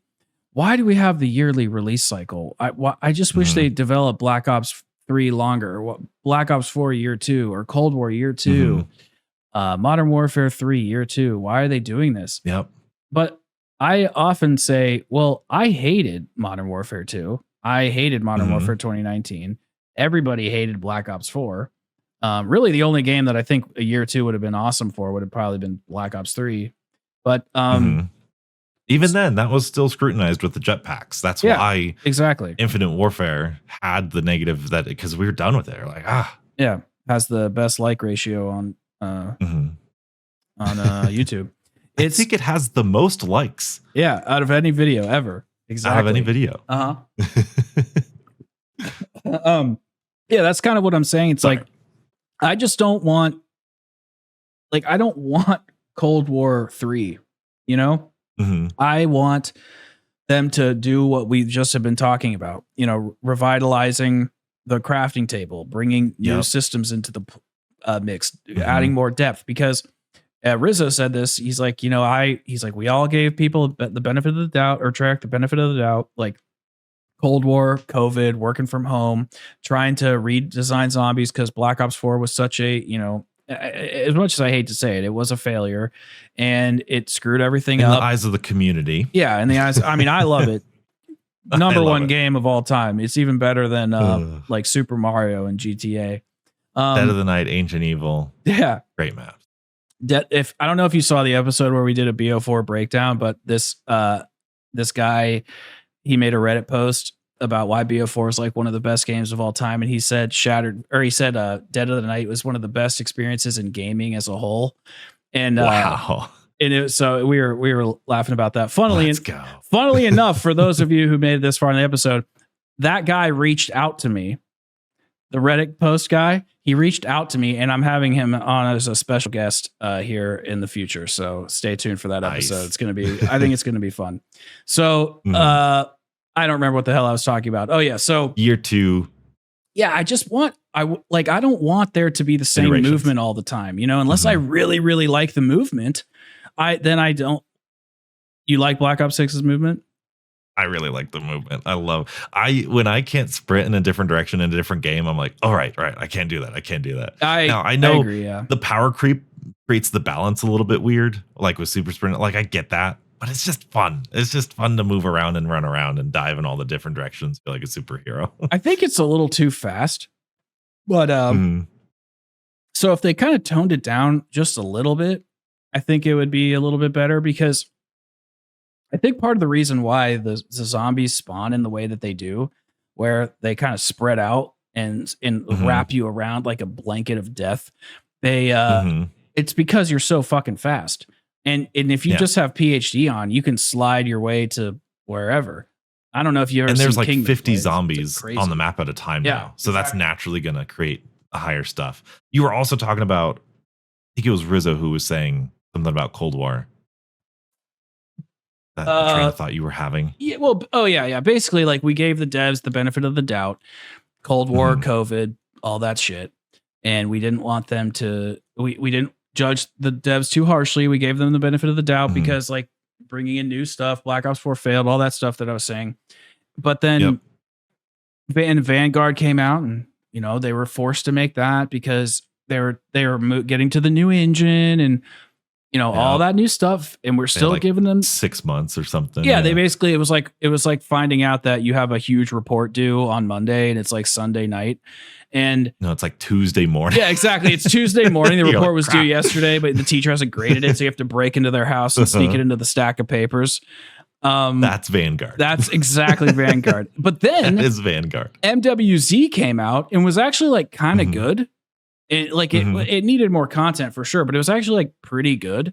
And so I think Yeah. we're all starting to be like, okay, well, I'm tired of Frostblast, and I'm a little Mhm. over some of these systems, but they've done a pretty good job. And BO6, they've had 4 years, 4,000 devs, as the meme goes, and but then they just kind of gave us Cold War 2.0. And See, this is where I wanted to push back a little bit then push back. because I feel like I feel like at least on my channel, we wanted Cold War Year 2. Like, so many people love the mechanics of Cold War. I remember when it came out, you had, I think I'm gonna name names here, I'm sorry, but and these people, you can change your mind, it's fine. But at the time, Noah tweeted out when Cold War came out, these are the best mechanics since Black Ops 3. Tim Hansen has a famous review of, it's a mechanical masterpiece, which was, I think, a few years, maybe at the end of the Cold War life cycle. And so many people, I remember Reddit posts like, I love the Cold War systems. We just need Black Ops 3 maps, Black Ops 4 maps with the Cold War systems. And it's like the best zombie game ever. So when Black Ops 6 came out and it was Cold War mechanics, but refined a little bit and changed, I was like, dude, this is perfect. This is exactly what we wanted. Then Terminus looked like a good classic map. I'm like, this is exactly what we asked for. But then, when it was like, oh, Cold War Year 2, I got confused. I was like, is this not what we were all asking for? Like, I have a video on my channel being like, I want Cold War mechanics refined with Black Ops 3 maps. And I feel like that was the direction the community was like shouting to go in. So now when I see people say, oh, it's just Cold War Year 2, first of all, I think, like we said earlier, there's a lot of tiny changes that makes it feel so much different than Cold War, especially if you play them back to back. But I feel like that's kind of what we wanted, especially after Black Ops 4, because we got Jug back and all the stuff. So that's where, at least from my perspective, from my bias and my memory, I feel like that's kind of weird to me that the community kind of turned heel on Cold War after Black Ops 6 was released. You're probably right in some extent. I think that I think that people were so I think that people were so taken back by like BO4's systems, which that's a whole other video. I don't want to get into it, but basically, I think you and I will do just a Black Ops 4 podcast. I've already done one. I'm down to like do it again. We should play Black Ops 4 on like a live stream and just never say anything negative about it and just gaslight people. I mean, I would say challenge impossible, but no, it's actually impossible to say anything negative. I can't think of a thing. Yeah. So I think people were so averse to like, oh, there's no Jug. Oh, there's no quick revive. Or, well, there, you know what I mean? There's no, it didn't work in the same way. Double tap, all this shit. And then we get all that kind of stuff back. And then there's like kind of RPG aspects to it. And yes, I do agree with you. People said, oh, if we just had these systems with the maps. But the thing is, and this circles back to what I'm talking about. The maps had depth. The old maps had depth. In the systems that Cold War produced, the systems that BO6 produces, whatever you want to say, they don't allow for map depth. So they're basically saying, oh, I want it to be 90 degrees in snow. That's basically what the community was asking. Oh, I want hot chocolate, but I want to also be kicked in the nuts. That's basically like what they were saying. It's like that could happen. You could do that. That's true. That's actually possible. I don't know. I just wanted to say kicked in the nuts. So right. It's just you can't kicked in the nuts as a girl. There you go. Exactly. Well, actually, no. It's 2025. Yeah, it's 2025. We can't say stuff like that. You are officially canceled. You heard it here first. So I just wanted to basically say that. I lost my train of thoughts. No, I think you're right. No, I'm gonna follow up for you here. I think you're right. I think people were so negative about Black Ops 4, and we could have a podcast about Black Ops 4. But with the returning, like, oh, now we have all the perks by default. Like, it was so enchanting, and oh, you could craft this stuff, and now it's so cool how it interacts. It was new and flashy. That might have been people's thoughts at the time. So yeah, I totally agree that maybe they were a little bit eager. And like I said, all the people that I said, people change their mind. You play with a mechanic for a while and you're like, actually, I don't quite like this all that much. I go back and forth to the shield. Sometimes I'm like, oh, I miss the shield. But then I go back and I'm like, I'm glad I don't have to find 3 different parts in 3 different locations all the time in every map. So you're allowed to change your mind. But of course, to push back on you a little bit, you said they're mutually exclusive. I would argue that the maps from Cold War to Black Ops 6 have shown substantial growth in that area. Like I said, at least with the incantations and the golden armor and the Etherella trap and all these unique things, the unique side quests, I think they just need to fully implement them into the crafting table and implement them into the systems themselves. So I think we can have both. I just think that might be too polarizing to just start out with. And that's circling back to what we started with, what I would love to see about Black Ops 7. And I think they could do that. They could change crafting table mechanics and still have it work in Black Ops 6. If it's all carry forward, if it's all the same game, they could update it to where, yeah, you do the Etherella trap and it is part of the crafting table. They could take the monkey bombs out and then put them back in after you've got them out of the mystery box. So circling back, that's kind of what I want to see from Black Ops 7. No, I mean, I do agree. I think, I guess to be a little bit more clear, when I say they're mutually exclusive, it's like the direction that they're heading, that they've taken them, they are. Yeah. Because Because here's the thing. I actually don't even think the incantations are a great example of it, because they were really just they were supposed to be like this additive, right? They're like this extra wonder weapon, almost like another specialist, but they were just an AAT. They were just I just can't see it any other way. I see that. I do. And that's fair. But also they're an AAT. You can activate anytime. And also you can make that argument of like, well, the Hell's Retriever is just 3 extra kills. Yeah. Just stylistically, you know. So that's a deeper philosophical question that I don't know how to articulate at the moment. I don't know if I like that argument, because then I could just say, well, the wonder weapon is just 20 extra kills, or sliding into and that's kind of the point, though. I think that is like, these are all just masks. These are all just pixels on the screen. Yes. So what really makes exactly? So why are we even alive? We should all just die, right? Like exactly. I agree. The swords are the same thing. You do the lightning sword. That's like, it's a lightning attack. You know, it's just dark flare, but lightning. It's the same. But I'm not trying to be a nihilist. Really, no. I know. But I want to figure out why we both see that differently, or at least approach it differently. So because the Pegasus is just a different monkey bomb. The little Arnie is just a different monkey bomb. So what makes those? Well. What makes it special? I guess. What makes us full of wonder with those things? I think as opposed to nihilism. I think narrative is a big part of it, and thematically fit. But it's so, again, it's not even that. Let me just defend the freaking AATs on crack, the cracked AATs for a second. And I'm not disagreeing with you. I like figuring out the bottom of things, and so I love this. So okay, so if I use I know we're not like fighting or anything. The reason I like talking to you is I don't know if you're into like philosophy or debate or anything, but you talk like one, so that's why I like talking to you. Oh, thank you. And yeah, so anyway, with the AAT thing and the incantations, I thought that the concept was cool. And this is kind of my whole thing with BO6. I'm like, you guys have really cool concepts and foundations, but then you guys like stop right after that. So that's a good way of putting it. With the incantation, just keep going. Yeah, just keep pushing it. You're almost there. Keep going. And so let's use the purple one, the one that you get. I can't remember what it's called. The shadow one. Yeah, shadow. So that one I think is super cool. You go down the slide, you shoot the bird, you kill the bird, he poops out a little thing, you take it, you put it in or I guess it's his claw, he doesn't poop. But you take his claw, you go downstairs, you collect souls. Cool. I like that. It could be a little bit more involved, but I like it. And then you just go around and hit L or Q, and it just does the AAT from my gun.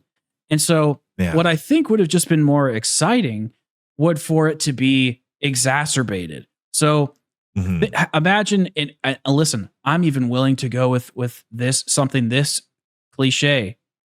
Why not take the thing from Dead of the Night, Alistair's Annihilator, that sucks them into the ground, but make it with the purple thing? Because we already saw that with the sword, where it goes into the ground and comes out. Why can't they use that for the zombies and suck them all down into the dark ether? Like, and so it's connected, it's narratively connected, but we have an ultimate premise of it, not premise, an ultimate like version of it. And it has a different identity exactly to something else. And the other thing is like, why? So is this like where our crafting, like our AATs come from, is like the Owl brothers? and or whatever. Ooh. And like, cause they didn't even really answer that. And the thing is like none of the narrative with the owl, because the owl is a sick narrative. Yeah. It's this dude who hated his sons. He had this castle. He basically, they were bastards. He treated them like crap, and all they wanted was their father's approval. Then, he creates this like puzzle for them. They obviously don't solve it. We do. And it's inside of a drug den, which the drug den's kind of secondary to the story. But none of that story bleeds out into the world. It's literally all of that stuff is news to me. Really? Yeah. Well, I mean, somewhat. A lot of the details are news to me, but that's a great point of where the story's good. Just why didn't I get that playing the map? Exactly. Whereas I could probably tell you the story of Shattered Veil, at least in some ways, by the items we're picking up and all this stuff. But yeah, anyway, that's their point. Anyway. No, back. that's what the premise is these bastard sons wanted to seek approval of their father, and they didn't get it. So then they ended up dying and not solving this last riddle for them, which was kind of what we stumble upon to. That's why the owl thinks he's talking to his sons, but he's talking to us. Yeah. And so that never gets seeped out into the narrative. And I was just like, that could have been done so much grander. It could have been done like, it doesn't feel like you're in a castle. It just feels like you're just kind of playing another modern zombies map. And that's why Der Eisendrache is so effective, because it takes the aspects of this castle and puts it into the player's face, having to go to those paintings, having to wall run on the side of the castle and stand on that ledge and grab the arrow from the skeleton, digging up his wolf's bones and following its ghost around, or getting the skull to follow the whatever. You know what the hell I'm talking about. Yeah. So I think I'm going to shut up. You understand what I'm saying? Yeah. I think my brain is broken in terms of atmosphere, because you said you like DE's atmosphere as a castle more than Citadel's. And I don't think I like one more than the other, but like you also said you like Shattered Veil's atmosphere. And I just do not like Shattered Veil is the most nothing atmosphere apart from Liberty Falls to me. Yeah. I love the T-Rex room. I love the Modern Warfare Zombies worm room. But other than that, it's kind of just like, yeah, the mansion's cool, but it's not like the Dead of the Night mansion where it's towering over and it's this big thing. It feels like the safe house from multiplayer and the campaign, like asset wise, just with the wood and stuff. Exactly. But it just feels kind of like, all right, this is a place with rooms like I've been in a bunch of times before. But I also like the Tombs atmosphere a lot. And I know people don't like the PNG skybox and whatever, but I don't know. It needs to be higher I feel res. like my brain is weird. Yeah. So I don't know. That was just a little aside that I had. I mean, but you're right. It would be so cool if, and here's a cool thing that we could pay attention to is if we start theorizing ourselves that, oh my goodness, these incantations, like these are what we diluted into our ammo mods. And that's the narrative line through. That'd be cool in a future map to get some sort of like confirmation of like, hey, yep, maybe you were right about that. Maybe that is what's actually happening here. And that way, that's kind of what we were talking about way long ago. The playing ball and giving each other back and forth of Treyarch to the community, how we both progress the storyline. So I think that'd be a cool kind of confirmation, I guess. I don't know. Yeah. Yeah. I mean, it'd just be nice to have some answers rather than having Craft like tell us about it through radio. And I miss ciphers. I miss the subtlety of things. Like, it's and that, what's funny about it, to go back to BO7, watching Miles Leslie break down that trailer, it gave me a sense of that again. Like, did you watch him do that part, or did you just like skip? I did. Yeah. Okay. So like, I mean, I did both. Well, of course I did too, but it was just interesting seeing him say like, it's human.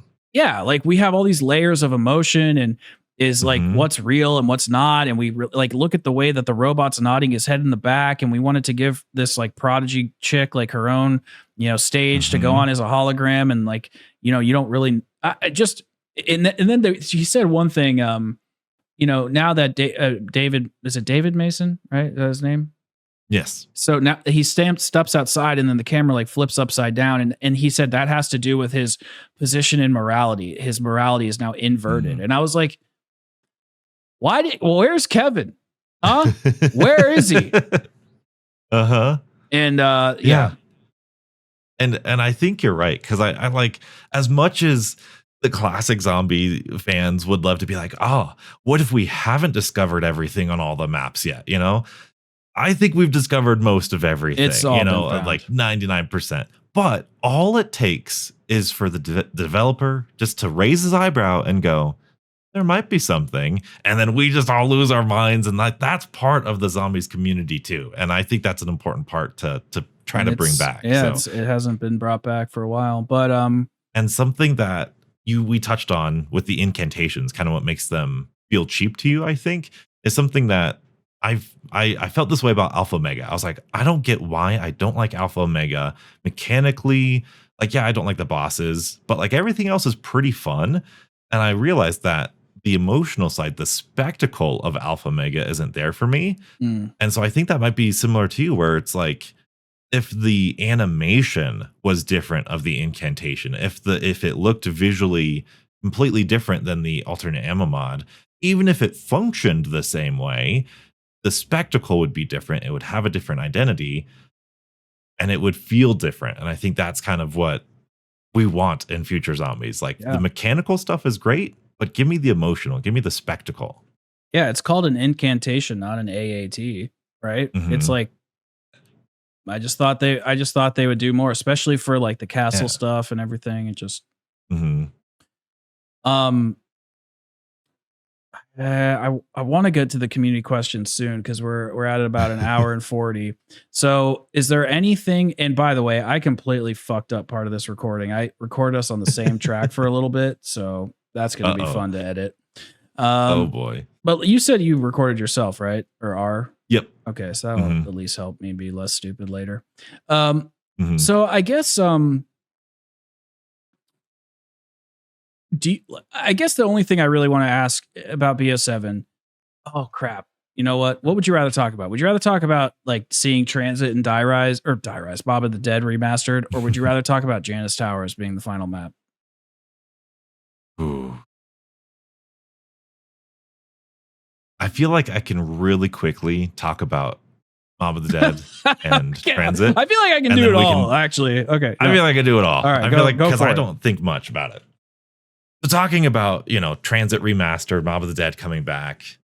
If you've been a long time fan of my channel, especially over Black Ops 6, there's just some weird tinfoil hat theories that I have, like the jet guns here, the ice staffs here, the beam smasher alt fire is very much like the paralyzer.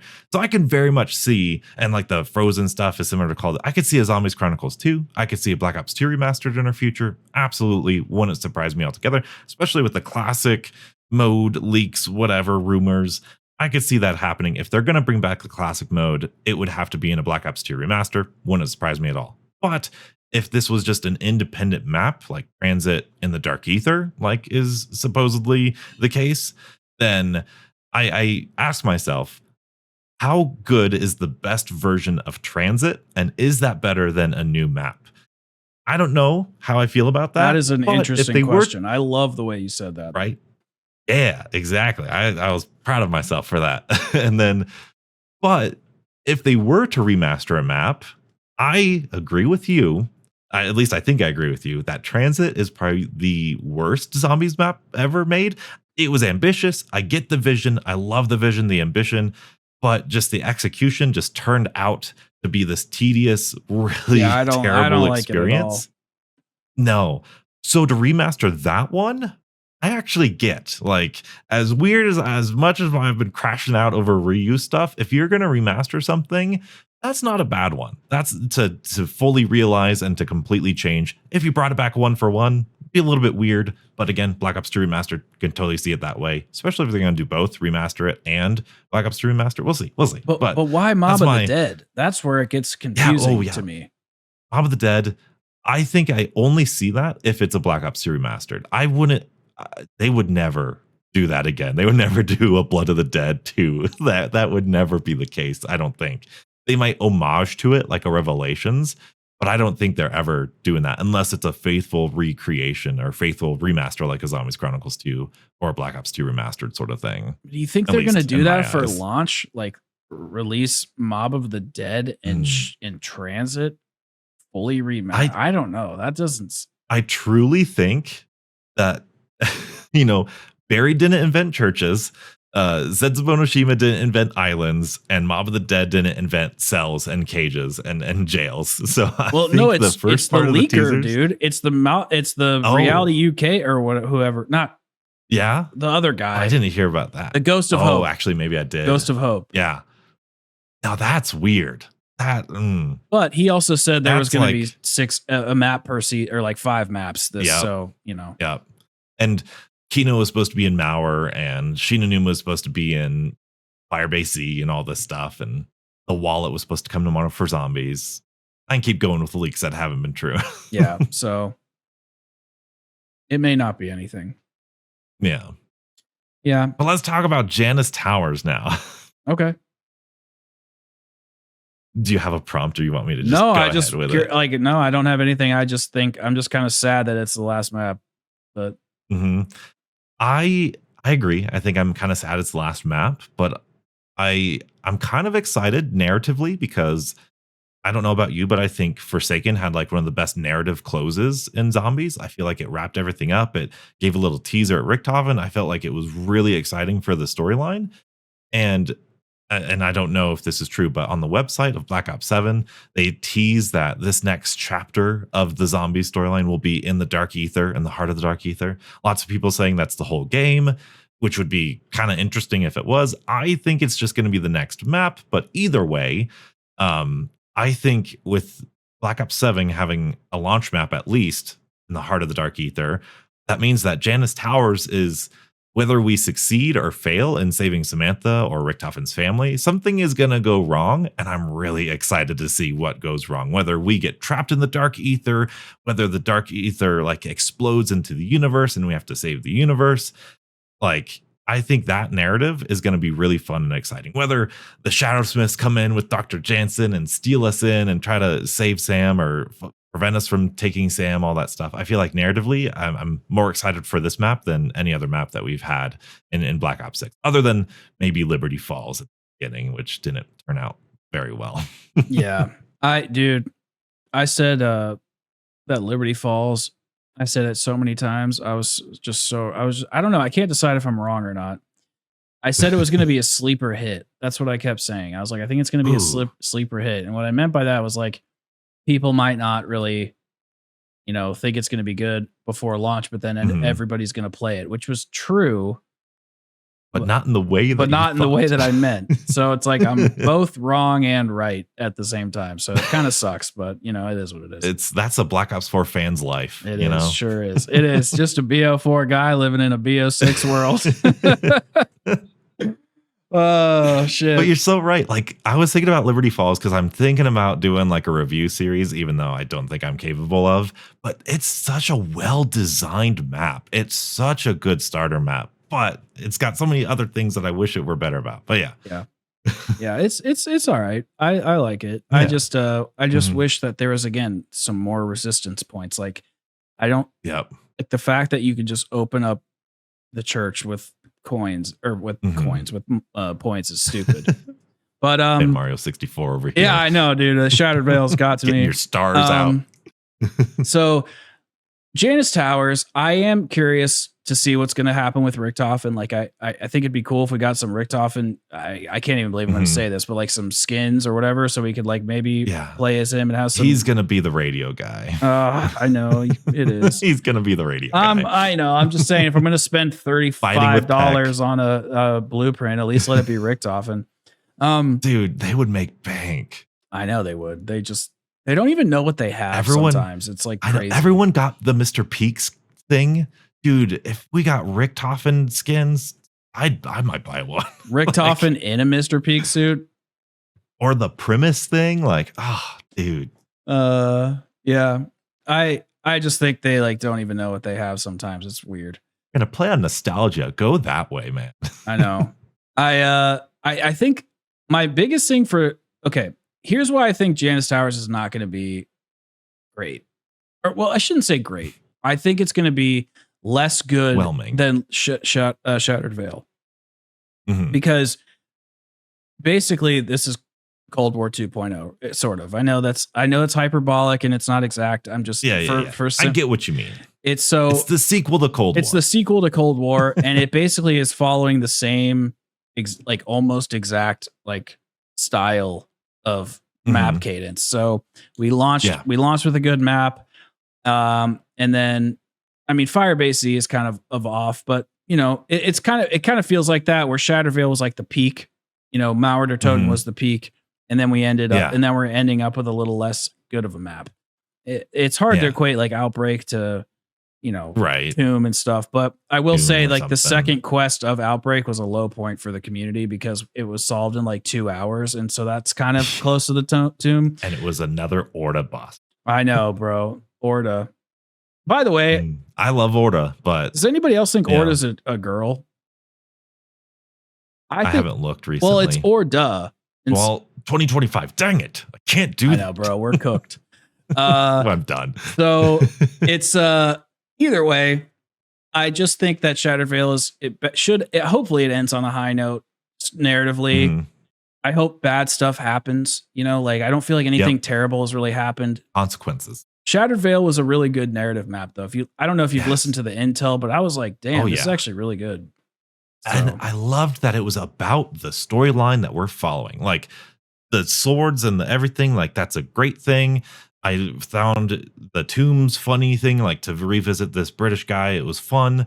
I loved Richtofen and our crew and our emotions being in the storyline of the map. That was just so good. Yeah, and I just hope if it's really the end of this storyline, if we're going into a new chapter where we're bringing back Primus and Ultimus or whatever, I just hope that, you know, they send off these characters, they wrap it up tightly, but they expand into something amazing. I hope there's a cool wonder weapon. I hope there's a great boss fight. I hope the Easter egg's challenging, because if all these people are kind of petering off from the community anyway, because it's kind of like the end of the life cycle, then make it fun, make it epic. Yeah. So, and I almost feel like if I were in charge of Treyarch and like the map difficulty or complexity, this is almost exactly how I would do it. But then this map, in my eyes, should be like the Origins. It should be the most complex, the most deep. If they're going to have shallow maps, let it be DLC, you know, the on disc map in DLC 2. Okay, cool, whatever. That's the train going on. You want to capture your casual players. But at the end of the game's life cycle, people are already gone. Let it be the hardcore player bases map. Let it be the complex stuff and have the most in-depth mechanics and everything. Like, absolutely. Yeah, we haven't had that in a while. And that was something else I said on Twitter. I think I said it somewhere. I was like, we've had 5 years of the casual map. And I was like, can we just get one hardcore one? Just like maybe one. Like something where like I want Zetsubo plants again. I want, you know, something to bite into. Guard Crovy, I always point to as the best map for all the side quests because of all the crazy stuff that it gets you. Yeah. I want that sort of map again. Yeah. Dead of the Night. I know. I agree. And Dead of the Night had like 3 or 4 crafting tables. There's a shield one, the steak knife, the Alistair's Annihilator. I think there was 4 or 5 3 of them. 2 of them for the Annihilator. Yeah. One to upgrade the first time, and then the second time. Exactly. Yeah. So, and then another just random wonder weapon, like the Savage Impaler. Yeah. I'm not against crafting tables. Yeah. See? No. So yeah, that's pretty much it. Really, it feels a little disappointing because I was a Tomb defender when it came out. Everybody was like, guys, this map sucks. How dare they? It's like a little crappy map, and like it's going to be a DLC map. And I was like, guys, no. Treyarch said they're going to be cooking with round base this year. They've already said like there's multiple quotes where they said we're excited to bring back round base. We're really going to make sure everybody's, you know, they better be in store for what we're doing. And then they were on this cadence of one map per season. And then all of a sudden it was just like, oh, wait, actually, no, by the way, we're going to make you wait like 6,000 years for like a map that's going to be like inspired by a crafting table, all about crafting tables. The final boss is going to be a crafting table. And the wonder weapon itself is a crafting table. So have fun. Bye. It's a salvage buyable ending. It is. It's a buyable ending with salvage that you can use gobblegums to get. It's just So that's what I don't want, but we'll see. So Afterlife is feeling a little down about zombies right now. I am, dude. It's just I have given them you've been going back to the old games, and that's your mentality, and you're seeing the things that aren't there anymore, and it's so potent to you right now, I imagine. Well, it's actually both, and it's actually showing me like, oh, okay, there is a lot of stuff in the old games that I think is boring that I think the new stuff has fixed. So I want to highlight that. Like every time I play Modern Zombies, I will say, if I'm just killing zombies, I have a really hard time putting the controller down because I'm always like, I'll just do one more round. I'll just do one more round.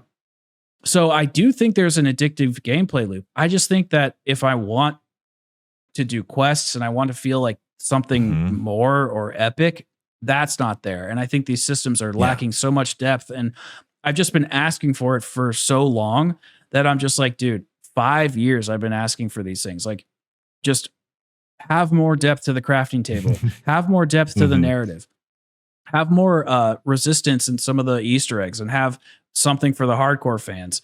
And then I get like a taste of it with the Shattered Veil. And I'm like, oh my God, they could have been doing this the whole time. And so like, I'm excited. On one hand, I'm super excited. And then on the other, I'm like, oh, Janus Towers is the last map, and we're already talking about BO7. Like, what the hell? Like, we haven't even finished what we started.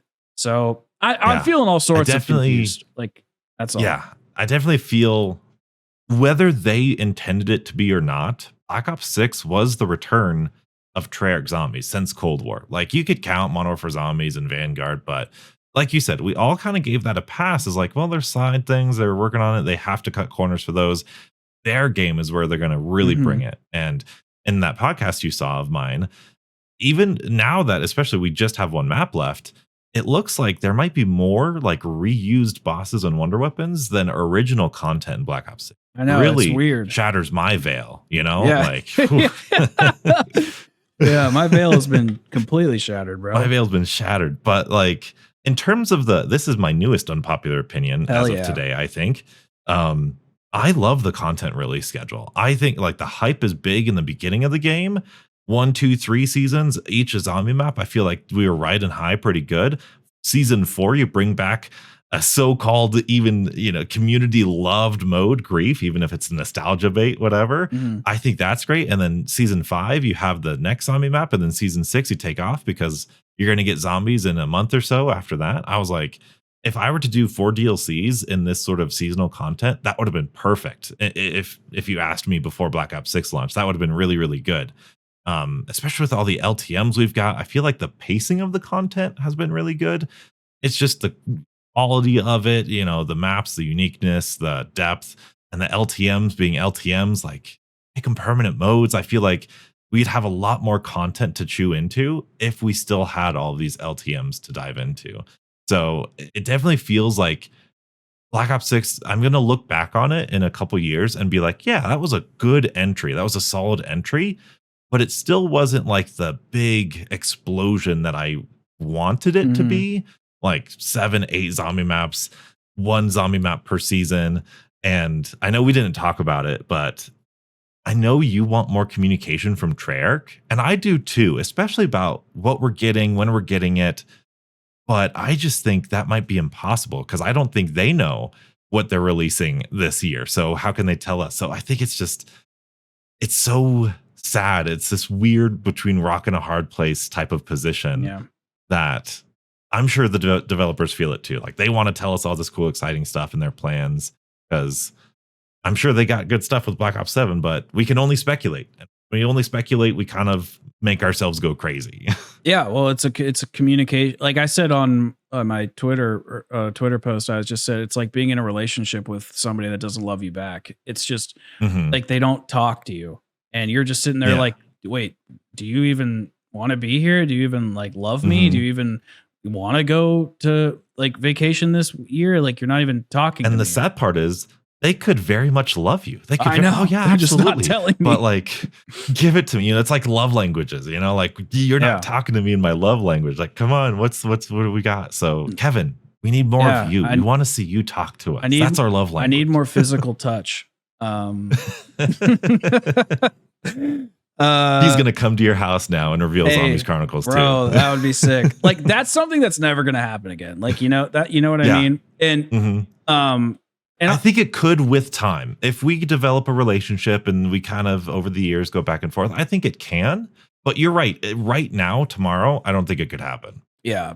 I just think about content creation and zombies and stuff because it's not like I ever want to like I always want to cover this mode and like make deep dives and analysis and stuff with it. But I often think like, why would I want to reciprocate putting all this effort and love into something that I don't feel like I just said, kind of like loves me back. And so that's why I do want to like explore other games and try other things. Yeah. But it just kind of breaks my heart a little bit because I think about, but here's the other thing. I think about people like, JC or even Blundell or the Smith Plays or all these other creators that were in Zombies at the peak of it, like BO2, 3, 4. Yeah.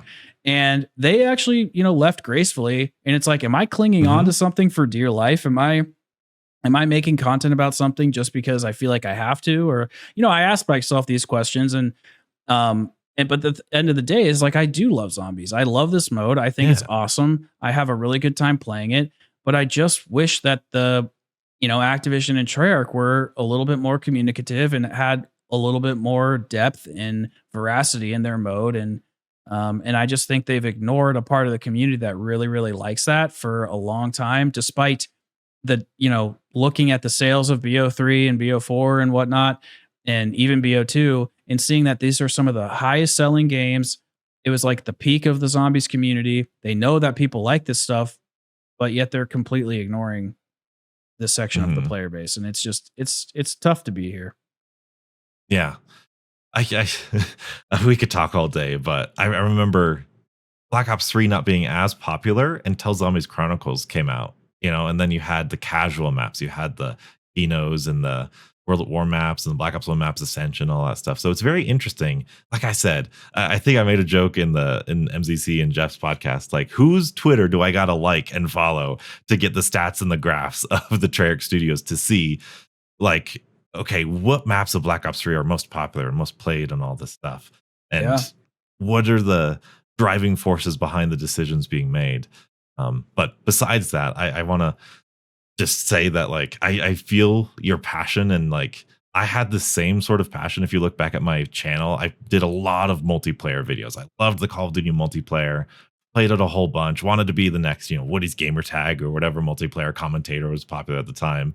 And I just got so frustrated with the mode. I didn't like who I was when I was playing the mode. I got super negative and mean, and I just had to give it a break. And even though I still to this day love the mode and want to love the mode, I stopped playing it, and then I played Zombies. And that's how I really fell into Zombies, started making Zombies content, and it's worked out pretty well. So I think sometimes we kind of chain ourselves to the thing because we want it to happen and we want to force it to happen. But sometimes you need to be a little bit uncomfortable, kind of escape and push yourself to do something that might be a little bit better. So I'd encourage you to explore those things. And if you don't like it, doesn't work out, then you come back to Zombies. Like, Zombies will always be here. You'll have a lot more content to cover, I'm sure.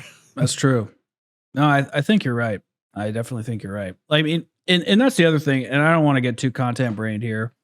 But I think the format of the videos that I make is would fit other games. Oh, absolutely. And 100%. And that's kind of where, I think, our content styles differ. Is you cover the mode as it's developing, live service, news, weapon updates, blog posts, you do a podcast, like you're covering the mode as it's developing. And I like to cover it as an experience. And so that's why I think like I could do Last of Us reviews, all sorts of stuff. I just need to like do it, basically. Yeah, do it. And that's why I also like, I got a comment saying that I should post other stuff on the channel. I'm like, that's not going to work out very well. Like, this is so Call of Duty Zombies driven. I created another channel for my Minecraft content, which has been doing very well lately. And then I created another one for variety content, which I'm not even like, I'm not committing to it all or anything, just because that's my like personal I just need to make a video about this because it's fun, sort of thing. And I Mhm. think that is the health. That's how I maintain my healthy balance. Because if I just played zombies the whole time, I would lose my mind. Yeah. No, I even yeah, I completely agree. I completely agree. All right, well, let's just veer into the community questions here, and just because for those of you who are used to like the lightning round and the rapid questions, this is the second time Donuts has been on, so I don't think his takes are probably really going to change that much. So I thought we would do a community question section instead, where we just answer some questions of yours quickly. And so I pulled up some here from Twitter, and let's just kind of dive into that. So, um, the first question here is from Borders, and he says, "Why do you think the narrative density in the games has shrunk so much? They certainly are telling a story, but there seems so little to be said, even immediately after a map comes out. Is it the setting, plot, characters? I think the realistic setting doesn't help much. It's so mundane. Why don't you take this?" Yeah, I think we did talk about this pretty well in the podcast itself. I don't think it's the setting because you look at Black Ops One and those some of those settings apart from like Moon and Shangri La, they were kind of mundane too. But we have a castle, we have the literal dark ether in this tomb. So I don't know if the settings being mundane is the problem. I think it might be like what we said before, the compartmentalization of maybe the narrative team at Treyarch, or just the fact that they're working on Black Ops 6, Black Ops 7, and Modern Warfare Zombies and all these things, and they have to have this narrative consistency throughout all these games that they might not be able to take their time and really pepper the maps with all of these details that they could before when they were taking it one map at a time, or they had more time to work on each map. So I don't know. That's just my off the top of the head idea. Yeah. No, I mean, I agree with that. I think that there's just some aspects to the new game where, as Stanley likes to put it, it's just content. And back in the day, it Mhm. was like they were selling you an experience. The DLC was experiential. So you would get buried and it had this like Maxis Richtofen thing. Even though to be fair, the transit or the Victus story sucks. That's a whole other, can of worms. But, Mhm. Origins had this deep experience. It was rich. The Stabs had lore. They were keys to getting, to saving Samantha and all this crazy shit. And it was just, there was so much depth in the map itself, had a lot of gameplay elements that weren't in other maps. So it made the story feel richer than it probably was because the Mhm. gameplay and the story were so connected. Whereas now it's like there's all the gameplays in the menu, like we talked about. The stories don't have a lot of narrative depth because that gameplay system doesn't lend to it. There's probably some miscommunication between Treyarch and the other and teams in the studio. Mhm. But then also They're probably short staffed probably short staffed, and who the hell knows what somehow. else is going on. But then there's also like the area of like the shop. The shop impedes a lot on what could be cool narrative or gameplay stuff. Like, I don't know. I'm not saying that they should do this, but like imagine if in the tomb, instead of a mimic, that we had like that skin that's like the Devil Man in season 4, and they like turned him into an Oh enemy. yeah. Or like somebody was talking about the 3-headed hellhound being like a Mhm. companion, and like, so there's all these little things that I think they could utilize in the story, but they just shove them in the shop and Yeah. they're like, oh no, you have to pay $20 for this experience, as opposed to just having See, it I all baked into wonder the map itself. if that's the case or not, because I imagine that those two teams are completely separate. I imagine there's just a team dedicated to making cool stuff for the shop, and that's a completely different like Oh, budget I'm sure it and is. like top down structure versus the narrative and the actual gameplay designers and stuff. So I wonder, what does that pipeline look like? What does that like? Why do you not share assets like that? So yeah, Uh, but I'm interesting. I'm sure it's completely different, and in my Mhm. opinion, that's a problem. There should be a Yeah. connection so that they can sell you Yep. stuff, and then you get like well, the Weaver skin. It's like Yeah. the team clearly knew that Weaver was going to be in the game. That's why there's 7,000 Mhm. skins for him, or Maya, I guess, as well. Yeah. All right, next question. What groups of fans are there, and how the next game could be what groups of fans are there, and how the next game could be played by all? I'm not reading this right. But the casuals, the hardcore, how do you define the difference between the two? Classic players versus new players. This is from Skylar. Yeah. I like this because I like talking about casual versus hardcore because on the original zombie podcast I listened to, the Zombros podcast back in the day. Something an episode JC Backfires on, we mentioned, and just great podcast. I always love going back to that. But they even were talking about this in like Zetsubo no Shima of like, hey, how do you define a casual? Is it somebody who doesn't play a lot? Is it somebody who doesn't engage with the story? Is it somebody who doesn't engage with the gameplay, that hive around? Because during Black Ops 4, I never did a high round. I mean, I might have done some high rounds, but not that many. That wasn't my thing. And I wasn't an Easter egg guy. I never did any Easter eggs in Black Ops 4, but I wouldn't consider myself a casual Black Ops 4 fan. I was a hardcore fan. Like, I played a lot. So I don't think there's a line in the sand where you can put somebody in a pretty little box of casual versus hardcore. I know we kind of use those terms just in general of saying somebody who is more invested in the game or not. And that might be the best description we have, somebody who's invested versus not invested. But I think it's so difficult to define those terms because it could mean so many different things to so many different people. If your casual is just about the gameplay, well, then yeah, that's all we've had. But also if it's about hardcore, well, then it could mean this, could mean that. So I don't know. I just thought that was an interesting thing I wanted to say. So what do you think? No, I think it's a hard thing to define. Like I'll have people in my videos sometimes that'll say like, I consider myself a casual. I only play like a couple times a week, and I haven't done Easter eggs until BO6, and say stuff like that. And then I think you're watching like my channel. Yeah. Right? And like you're on YouTube about a video game side mode. Yeah. I think a casual, like I have a person I work with who he has 4 kids. He plays COD when everybody's asleep, and he has literally only gotten gold on snipers because snipers are the only things he uses. And he only plays the Nuketown 24/7 playlist because he doesn't have time to play anything else. That's what I think a casual is, in my opinion. When I told him, oh, there's a new season coming out, he's like, okay. Sick. He's like, so there's no new maps? Yeah. He's like, I'm like, yeah. He's like, oh, is there like anything for Nuketown? I'm like, I don't know. Maybe. He's like, cool, I'm going to be playing Nuketown in season 4 then. Yeah, and he just plays to like grind up snipers, and then that's it. So yeah, that's what I. But then somebody in that same playlist could consider themselves hardcore. Like, oh, I grind out Nuketown, I do this, I do that. New maps, cool, whatever. Yeah, you know. So it's like what we say applies. Like we all understand what we're saying, but when we really look at it, it's kind of weird. I don't know. I like it. No, I like thinking about it too. All right, this is from the Zombie Bang. Oh, yeah, I did want to talk about this. So BO7 hopefully has carry forward for zombies. All of our earned content, camos, calling cards, bringing that over for BO7 for another year would be awesome. Makes all those mastery camos feel more earned. Look how awesome that was for MW3. Would you like to start? I think it was pretty split on Modern Warfare 3. I was surprised that people were upset. I know carry forward is like the popular thing. I know it's the popular opinion.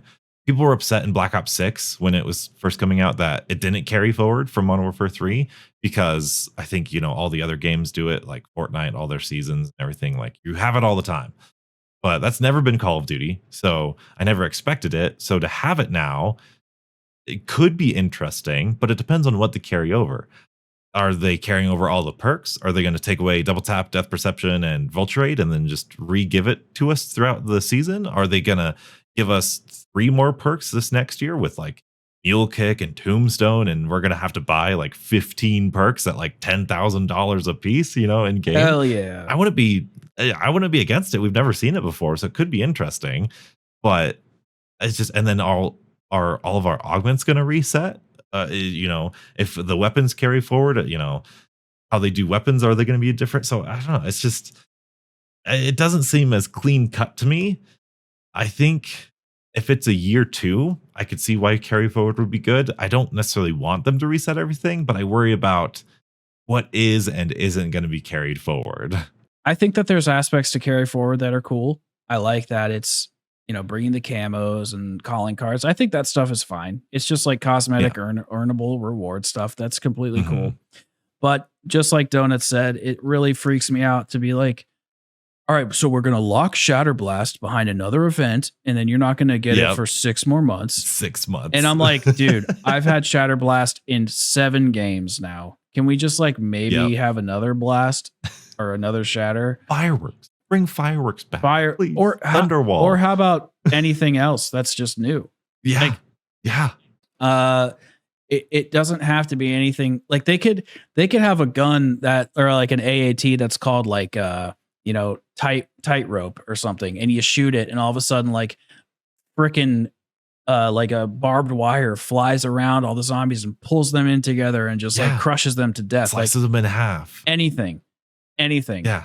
Shadow Rift was cool. It's kind I of don't care that it sucks. Yeah, exactly. I was gonna say it's cool, but it seems kind of lame. It's not great, but it's cool. So I am concerned about that. Like if we go into BO7 and it's just, Frost Blast again and all that shit, I'm gonna be really, really upset. And the thing is, this is, again, in my opinion, I'm gonna like just kind of throw in a quick W for myself here.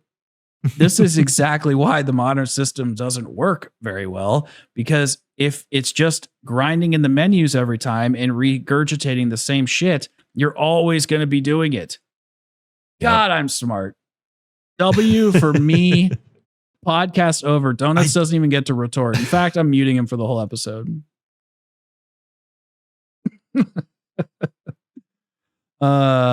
Perfect. He's not muted, by the way, guys. He's just playing the part really well. Yeah.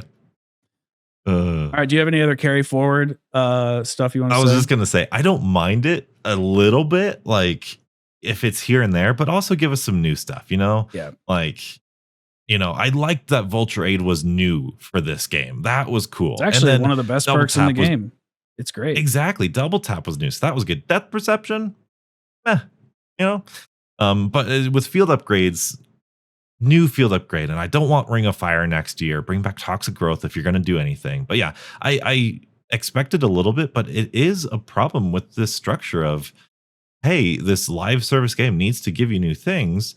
So either they have to restrict it at the beginning of the game's launch, or we're just going to have such a bloated repertoire of perks, it's going to be and field weird. upgrades. It's going to be insane. So I'd rather go the bloated way because I want new stuff. Yeah. But same. It's a unwinnable situation that they've put themselves in. So I don't want to be in their shoes. To be fair, quick defending of the devs here, Toxic Growth would work well in Grief. I just thought of that. But the other thing I was just thinking that and Stone Cold Stronghold are my two things that I want. Dude, the augments of Stone Cold Stronghold and Toxic Growth would make camping so much fun. It would. It would. Treyarch, please.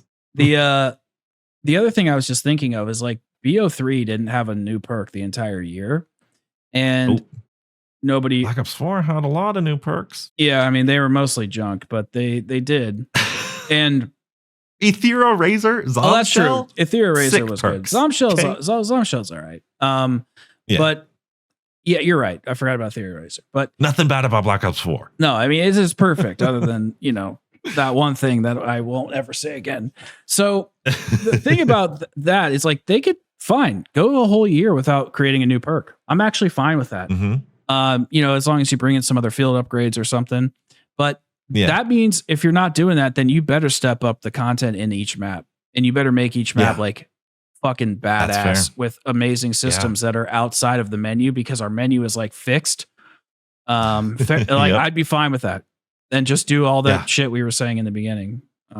Absolutely. So next question is from Aiden the Demon. And he says, do you think the hate on Kevin Drew was I think he meant to say unwarranted, but he said unwanted. Either way, I guess it works. I don't think Kevin Drew wanted it. But yeah, I don't think he wants it. That's for sure. But no. I don't know if I agree with Kevin Drew being hated. I think there's pushback on BO6. I think it's coming from all sides. That's why I think this game is feeling a little bit different too. Is like Warzone hates it. Multiplayer fans hate it. Zombies fans are pissed.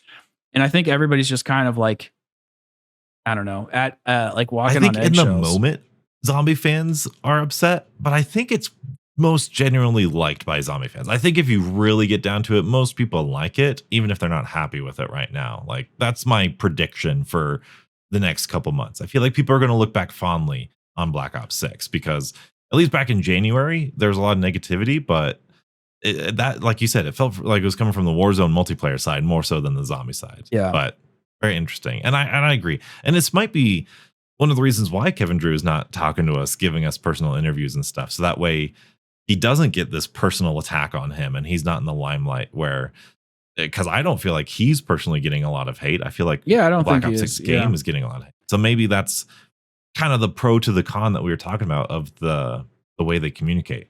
Yeah. I mean, I don't even think it has to be Kevin Drew. It could literally be Billy Bob. Like, I don't give a shit. I just think it should be somebody who wants to. Or rotate it, all the different developers, like all the different writers and all that stuff. Make it different for every map or something. Yeah.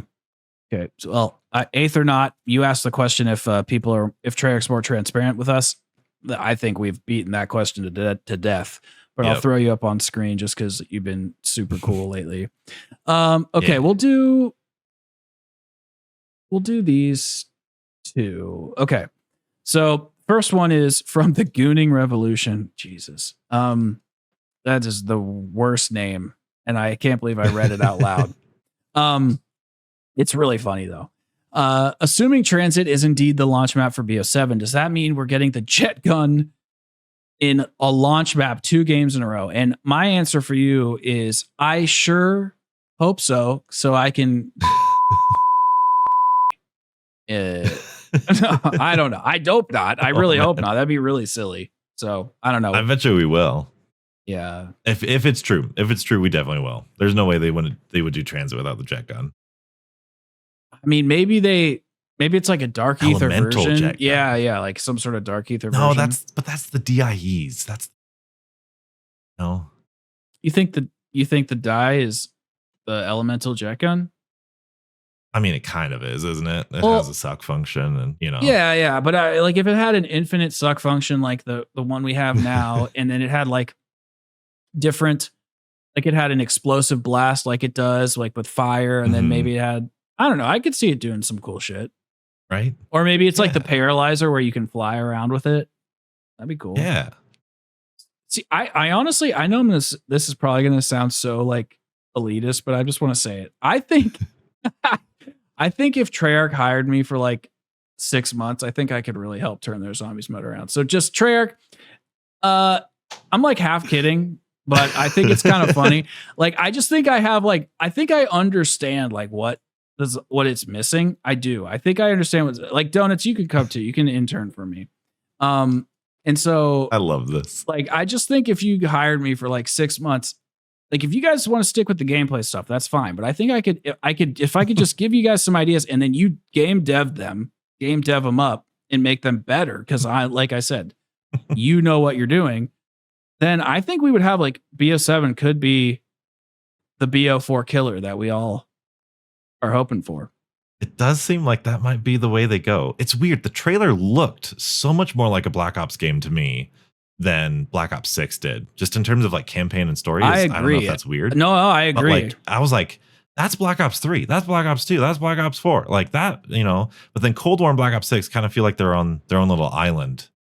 The Black Ops 6 marketing tricked us, I think, a little bit, because we got that that freaking video with like Bill Clinton and stuff, Yes. like that thing. I haven't finished the campaign yet. I haven't either. I'm not into the campaign. Like I just we could do a whole other hour on the campaign, but it didn't feel like I haven't even Cold played it. War or this, like it felt so different playing the campaign versus watching the trailer.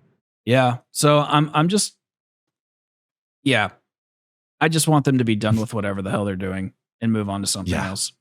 Okay. Separate the timelines again. That's what I want in Janus Towers. Separate the timelines again. I'm tired of the campaigns, canon to the zombies and Modern Warfare's canon to Black. No, separate them all again. They already said they're going to do that. So, good. Like, all right, did you hear Miles Leslie in his interview? They were talking about how you could see the 3D printed like weapons, and they were like, oh, those are going to be score streaks. And then Miles said, oh, well, we're going to make sure that all of the modes inside of this game are connected. So you're going to see a lot of things everywhere. And I was like, sick. That's exactly what fans have been clamoring about. Yay. That's what we want. That's what we've been saying for the last 6 years. We've been saying, connect everything even more. Can we have armored plates inside of our score streaks, please? So you're in your mutant injection and just putting on armor plates. I know, dude. Like, the two most favorite things of Black Ops 6. This is why I really like armor in Black Ops 6. I actually like it too. It's so good. I actually like it. It's the best armor, I think. But it's funny though, because it's moments like these where I'm like, are they really listening? But then you made like a good point earlier where it's like they did make a lot of changes based off of what we asked for. Mm-hmm. Oh, real quick, there is something that you said that I also want to admit I was wrong about. Like back in Cold War, I constantly had said like, if I think I could get over these easy quests if they just make the boss fights harder. I said that a lot, and then they literally. I think I remember that. They literally gave that to me. They're like, here's the easy quest with harder boss fights, and then I was like, I hate it so much. I want the hard quests and the hard boss fights. Like now, I'm just like, I was so wrong. So maybe you guys, now that I think about it, Treyarch, maybe you shouldn't hire me. But I do think I can. You were given. Like, It's Always Sunny, Pepe Silvia vibes there for a little bit. You were going on. Yeah. I'm cooked, bro. Honestly, this podcast has been probably the most therapeutic one. I just remembered why I do it. This is why. Yeah. Okay. Last question, and then Donuts and I are going away. We promise. It's been like two hours. We're gonna send in our applications to Treyarch. We are. We have to go to their website and click careers. With a lot of fans asking for classic mechanics to return. Okay, you did touch on this a little bit earlier. Do you think it would be more beneficial for Treyarch to either do a classic mode and basically split the player base between two separate modes the whole year? Well, that will never happen. Mix the classic and modern mechanics with the main mode in a way that makes people as happy as possible. Well, happy, and that's never people happy in Call of Duty. That's not going to happen. You're asking an impossible question. Yeah, you can't put the word happy in your question and expect us to answer it. How can they make everybody happy? Yeah. Just fully switch to classic mechanics for the main mode. Bro, you just asked so many questions that we can never give you. Okay. Well, I think it would probably be the second one, hopefully, which is like finding a mix of the two to give people what they need. But I genuinely think this classic mode that is myth. I just don't think it's real. Rumored. I don't think it's real. Yeah. Yeah. I think I did touch on it a little bit. I'll give my full dissertation here. Oh, yeah. If they were to do it, it would need to be in a standalone Zombie Chronicles 2 Black Ops 2 remastered thing. I don't think it could just be a casual side mode that they put in randomly in a main game. I don't think that. I think it's too much work. I think people underestimate how many of these mechanics are built upon itself. If you take away the armor, you have to rearrange the zombie damage scaling, which means you might need to rearrange the armor, which means you might have to rearrange the weapons and the pack-a-punch. Like, it's a house of cards built upon itself that they can tweak, but it's all upon itself. It's all interconnected. So it would need to be a completely different mode. At least I think so. There are things you could tweak about it. Yes, but I think it would need to be a new mode. And there's no better time to do it than a Black Ops 2 remaster, whatever. But I would be so curious, because I think you said split the player base. I would be so curious about how many players would actually play a classic mode for the long haul. And it might be because the maps might not have as much depth, but going back to classic maps and classic Black Ops 3, you're set up, pack-a-punch, alternate ammo type, wonder weapon, whatever, by like around 10 to 15 or 15 to 20. Done. Like, it's a very fast. And like you said, it's around 25 and you're like, all right, the map's done now. Like, even with Buried, which has a whole ton of side stuff, you're like, all right, I'm done now. Whereas in Black Ops 6, that progression goes every single game, at least 40 minutes to round 30, where you get your legendary pack-a-punch, whatever, and all the perks. So just scientifically, I wonder, attention span, whatever, would people really like the classic mechanics more? I don't know. I thought I did. I thought, oh yeah, especially now everyone's asking for it. I thought for sure people would play that more, but now I don't know. We'll see. But I think it'd be interesting. Yeah. Treyarch needs to. And if they're going to do it now. Well, two things. I think it'd be funny if like this classic thing was they'd been kind of working on it or whatever, and then it's just a Mhm. rumor and a rumor, and people keep asking for it like grief, and then BO9 comes out and they give us classic mode, and everyone's like, nobody plays it. It's just the same thing. Yeah. But Yeah. Treyarch basically needs to Right. solve this impossible question of like, okay, how do we create the interconnected layers of like the classic maps had, where it was all weaving together and you were moving towards something and the narrative kind of fits in there. But we also have Player progression, Well, we- map progression, narrative all together. Yep, exactly.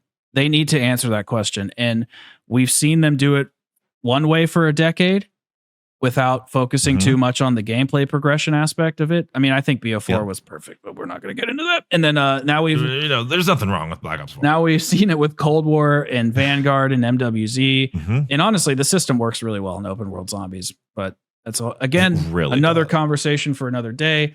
But I will say, like, Yep. they just have to figure out how to marry these two ideologies together. And Mhm. hopefully BO7 is that game. And it's just, it's a meme for a reason. I can't do the next game thing anymore. Like, I can't do it. No. I can't do it. I do to kind of put you at ease.